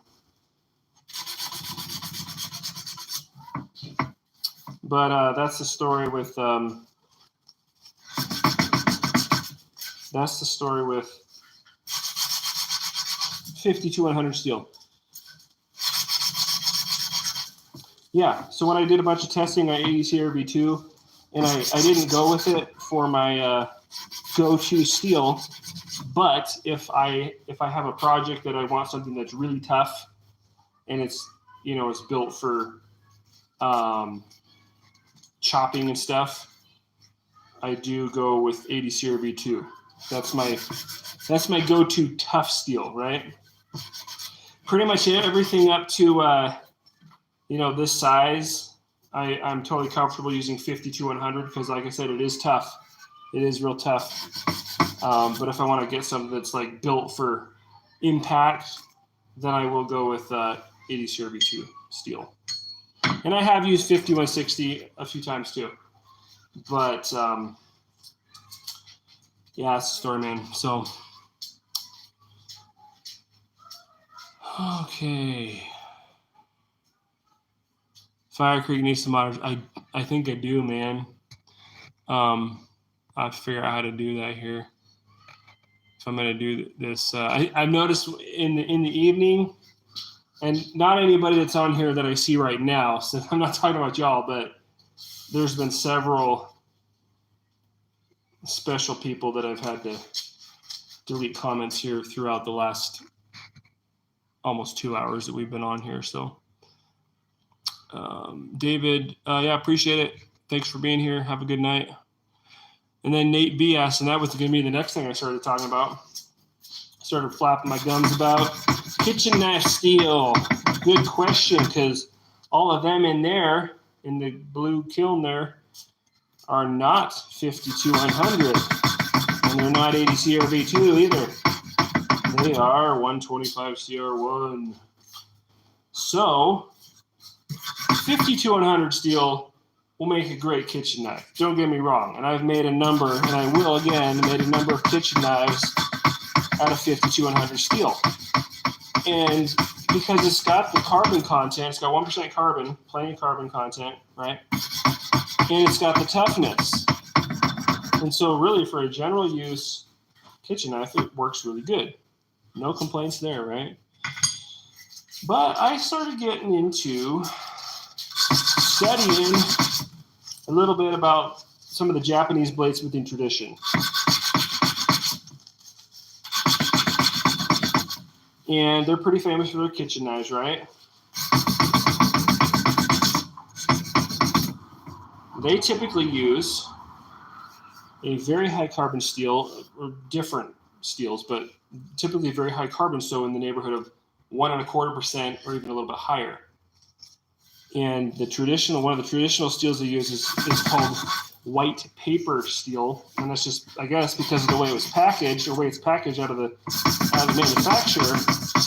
And that steel has about 1.25% carbon in it, and then virtually nothing else. It's a very clean, very basic steel, because the Japanese bladesmithing tradition, and if you've watched other videos, you've heard me talk about this, is all about how you work the steel, and that basically zero alloy content steel allows for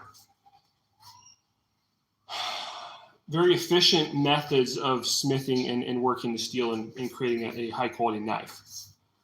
And I've got other videos about this, but point being, did some studying on that, especially over this last year, and was interested in that also in the San Mai world of things. Japanese knives are very often, especially kitchen knives, typically are sanmai. So they've got this very high carbon steel that they heat treat to a high hardness, sandwiched between a low carbon or sometimes stainless in modern times, low carbon stainless steel. And so I was interested in that. You can buy Japanese blade steel, but it's very expensive. And so almost an equivalent, not quite, and you can't say that a steel is an equivalent when it has different composition, and even adding a little bit of an alloy component can make big changes, so don't get me wrong. But a similar steel to the traditional Japanese steels in many respects is 125 CR1 or 26C3, which is almost an identical steel. 125 CR1, 26C3. I believe it's just the European and the American delineation or whatever. But I believe those are pretty much identical. Okay, so those steels are very similar to Japanese white paper steel. Okay, so I started working with the 125 CR1 and just studying some of these techniques, these Japanese bladesmithing techniques with the sanmai and so forth. And that's been an interesting process. And long story short, getting some great results out of the 125 CR1. And where it shines, of course, is the high carbon content. But you can also get a really fine grain. Speaking of which, here's a broken blade that I was doing some heat treat testing on here. And I don't know if you can see that, but that's been tempered even. And it's just velvety fine. Hey, buddy, what's up? So with that fine grain, when it's properly forged. Oh yeah, you did. Okay. And that high carbon content of 1.25%, in the class of high carbon steels, you've got potential for great edge retention and a really fine, keen edge, which is great for a high-end kitchen knife, right? So I've made a number of kitchen knives in the sanmai configuration with the 125 CR1. That's a file. Yeah. Okay. Uh-huh. And but this batch is just straight forged 125 CR1. So we've got those going. And so anyway, long story short, I like a couple steels for the kitchen knives, and both work great. I know there's guys out there that even use the 80 CRV2 for kitchen knives. Yeah, Sean's in here. And I just, it's okay. That's fine. But I feel like you can do better. You know what I mean? Because I make my knives to be used, and I want them to perform well. And if I can give somebody better edge retention by using a steel with higher carbon content and work it real well and create that real fine grain structure, everything like that, then that's what I want to do. So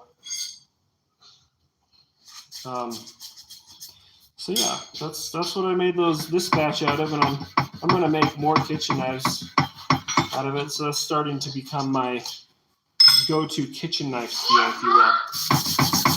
No, that's not hot right now, buddy.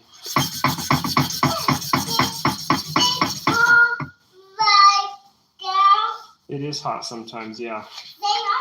Yeah, but not right now.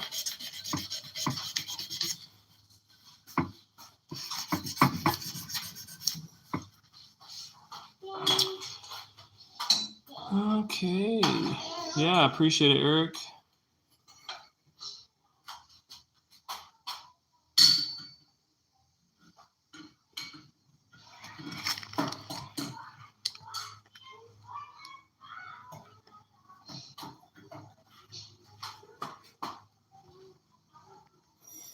Yeah, thanks, Vice City. Yeah, Yeah, strong coffee.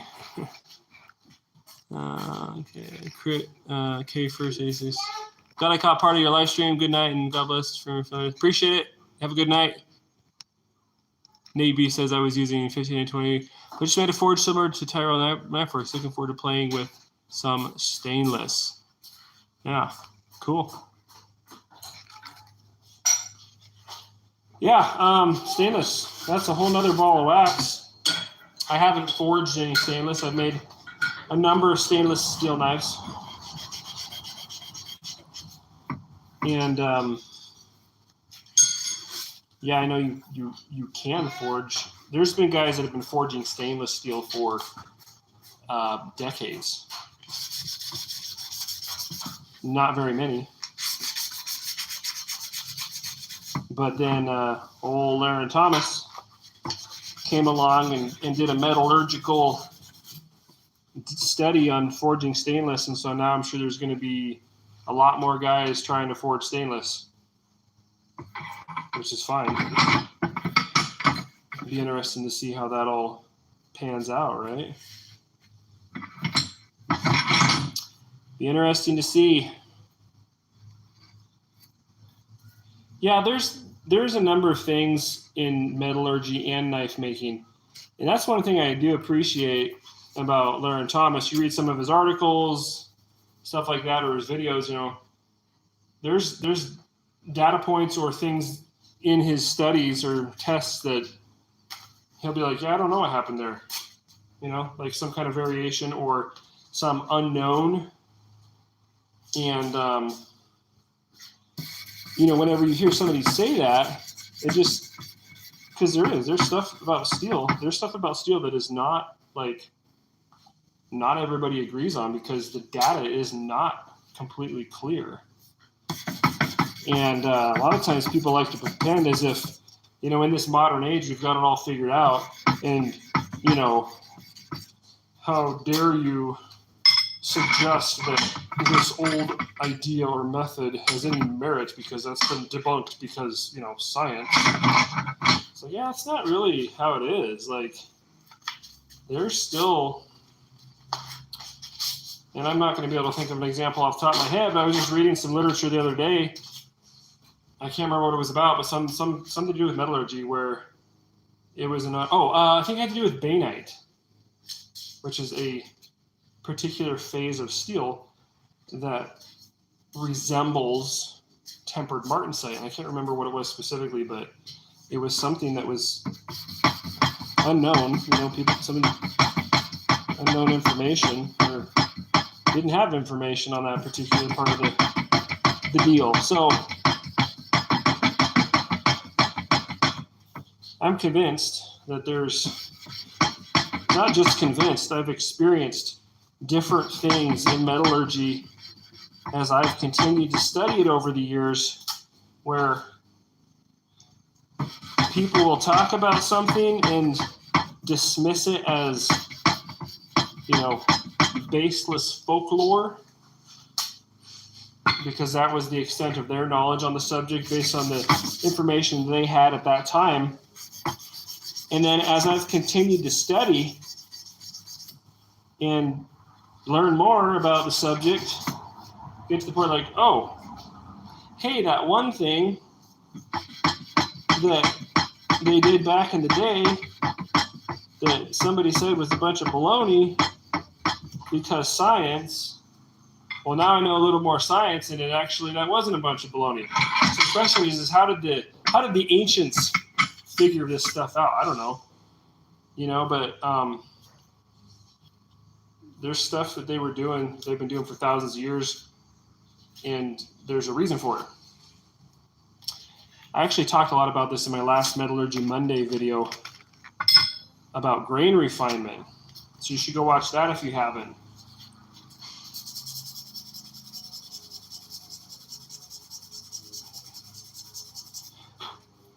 I'm getting tired, y'all. I don't know if I'm going to finish all 3 plus this one left. But this is some desert ironwood. And I love desert iron. It's so dense. It's naturally so durable. You can't stabilize it. It's already stable, you know. Oh man.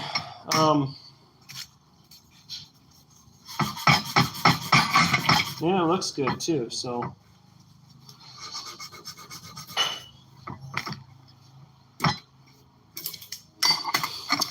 All right, see you later, Bollywood.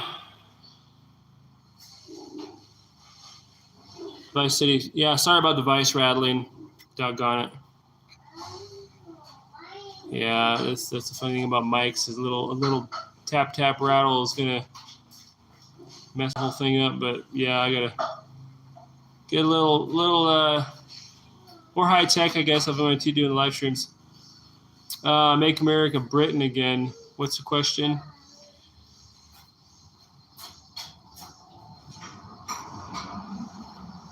Middleman says stainless stinks. See you later, Bollywood. Eric, appreciate it. Nate B, thanks for providing entertainment while I sand. Your knowledge of steels and resins. Catch you next time. Thanks, Nate. Have a good one. Yeah, thanks for hanging out with me while I sand. But I think I'm going to finish the last 3 up here in the morning. These are the last 3 right here that I haven't started on yet. This one's about done. I just have to touch up the loveless bolts here on the sides of the skills and get those done. Hi, guys. Hey, buddy. Yeah. I guess they're mostly not done, actually.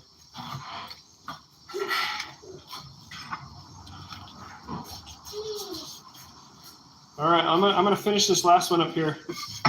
So shoot me a question. Keep me awake here. Shoot me a question while we're in the last few minutes of the live stream here. Because I just got a little bit, both sides of the scales on this to do. And I'm gonna call it a night and then finish up the other 3 in the morning. And then start grinding all those kitchen knives. Hope I don't feel as tired as I do in the morning. Shouldn't, right?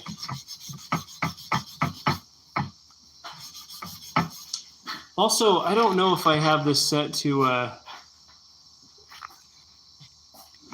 this is the live stream here, the chat. I hope I have it set to all comments because I know you can. I know you can set it to top comments, and I don't even know what that means. Another day it was accidentally set to top comments. So I hope I haven't missed a bunch of comments in the live stream here, but I don't really have a way of knowing right now.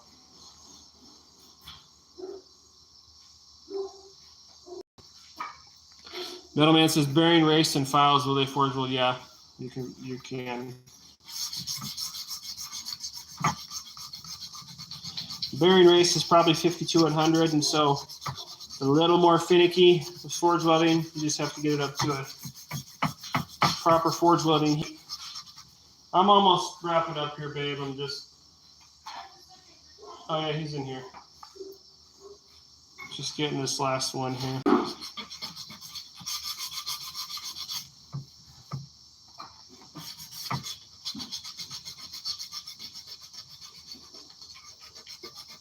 Joseph Jones says, what kind of equipment do you need to start in the knife making field?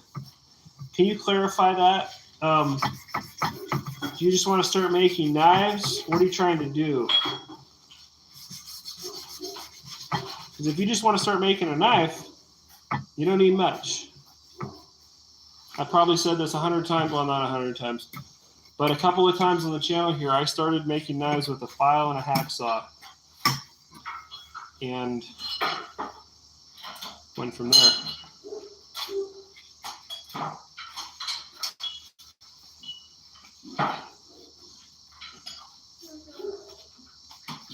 Yeah, building knives in the ground up. You don't think you have to spend a bunch of money to get started. I mean, yeah, if you're gonna, the simplest way to start making knives is with stock removal, right? And I have a series of videos. I think it's 3 separate videos on a knife build with very basic, inexpensive tools. And in fact, if you watch my latest video, which is the bladesmithing quiz, that video is on the end screen. The first video of that series for that minimalist tool, inexpensive knife build is at the end of my latest video, but you can also search my channel and search like beginner basic tools, knife making, something like that.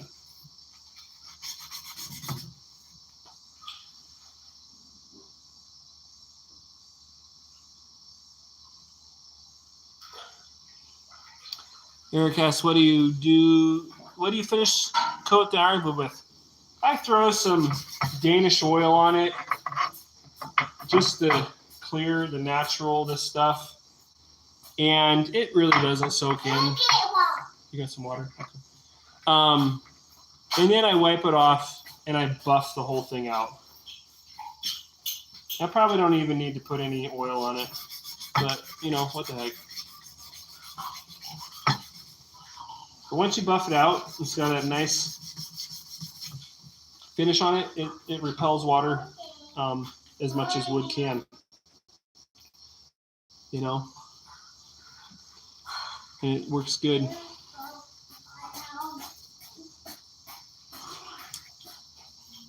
Joseph Jones, could I just subscribe? I'll be looking into your work. Thank you very much. Yeah, I appreciate it. Thanks for subscribing. Yeah, that's what I do with the ironwood.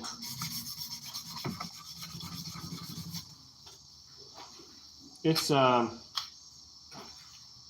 pretty good stuff. It's got to be my favorite natural hand material.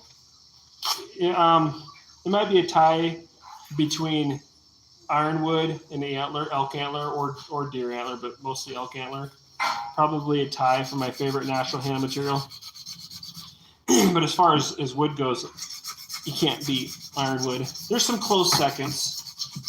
But I'd have to say the ironwood is my top favorite natural handle material in the tree variety or plant variety. And it's hard to remember that it's a plant. So sometimes it's hard to remember that this is a plant. It's so dense and durable, right?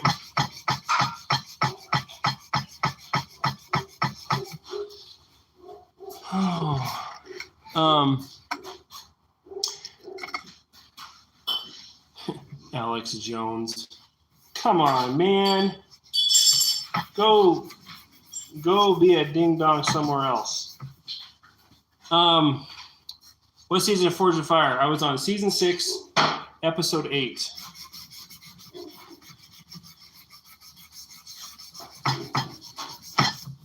General Yamashita's Gunto. A few years ago, back when Will Willis was still the host.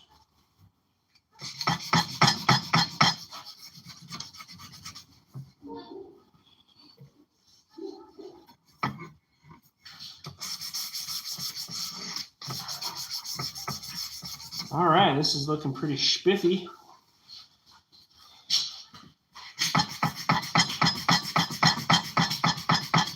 Which is good because I'm oh, I still have coffee left. We're good for another hour. No, I'm joking. I'm not going to stay out here for another hour. I don't even know what time it is.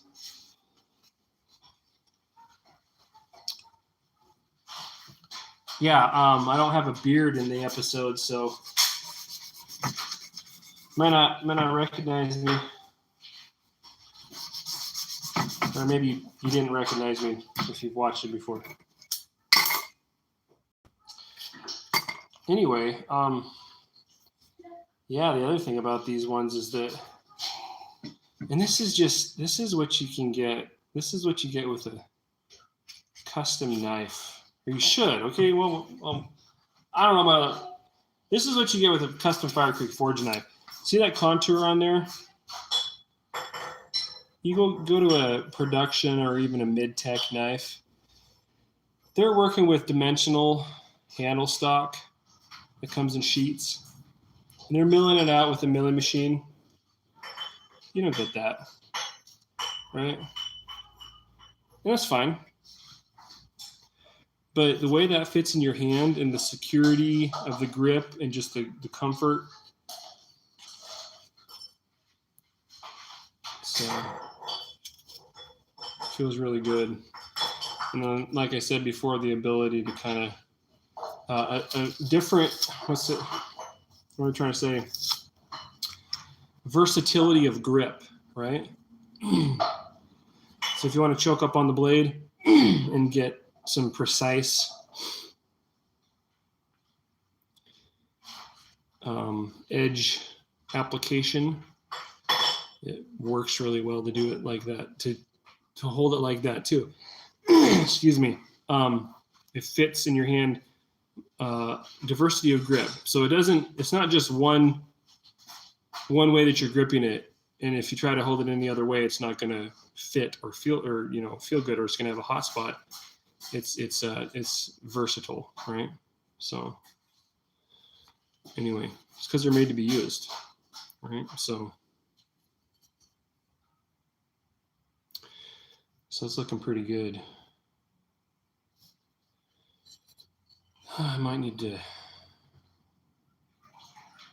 touch that up just a little bit. I've got a tiny little check right here.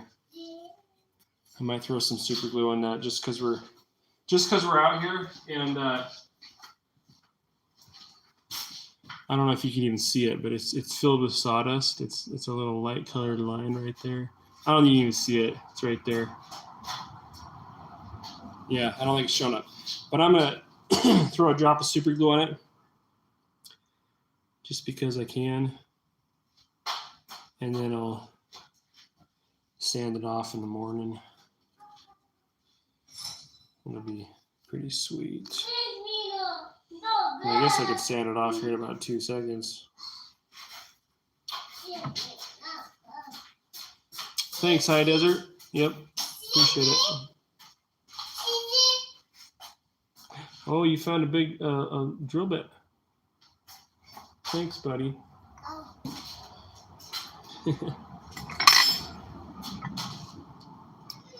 Thanks, Eric. Thanks, Metal Man. Appreciate it.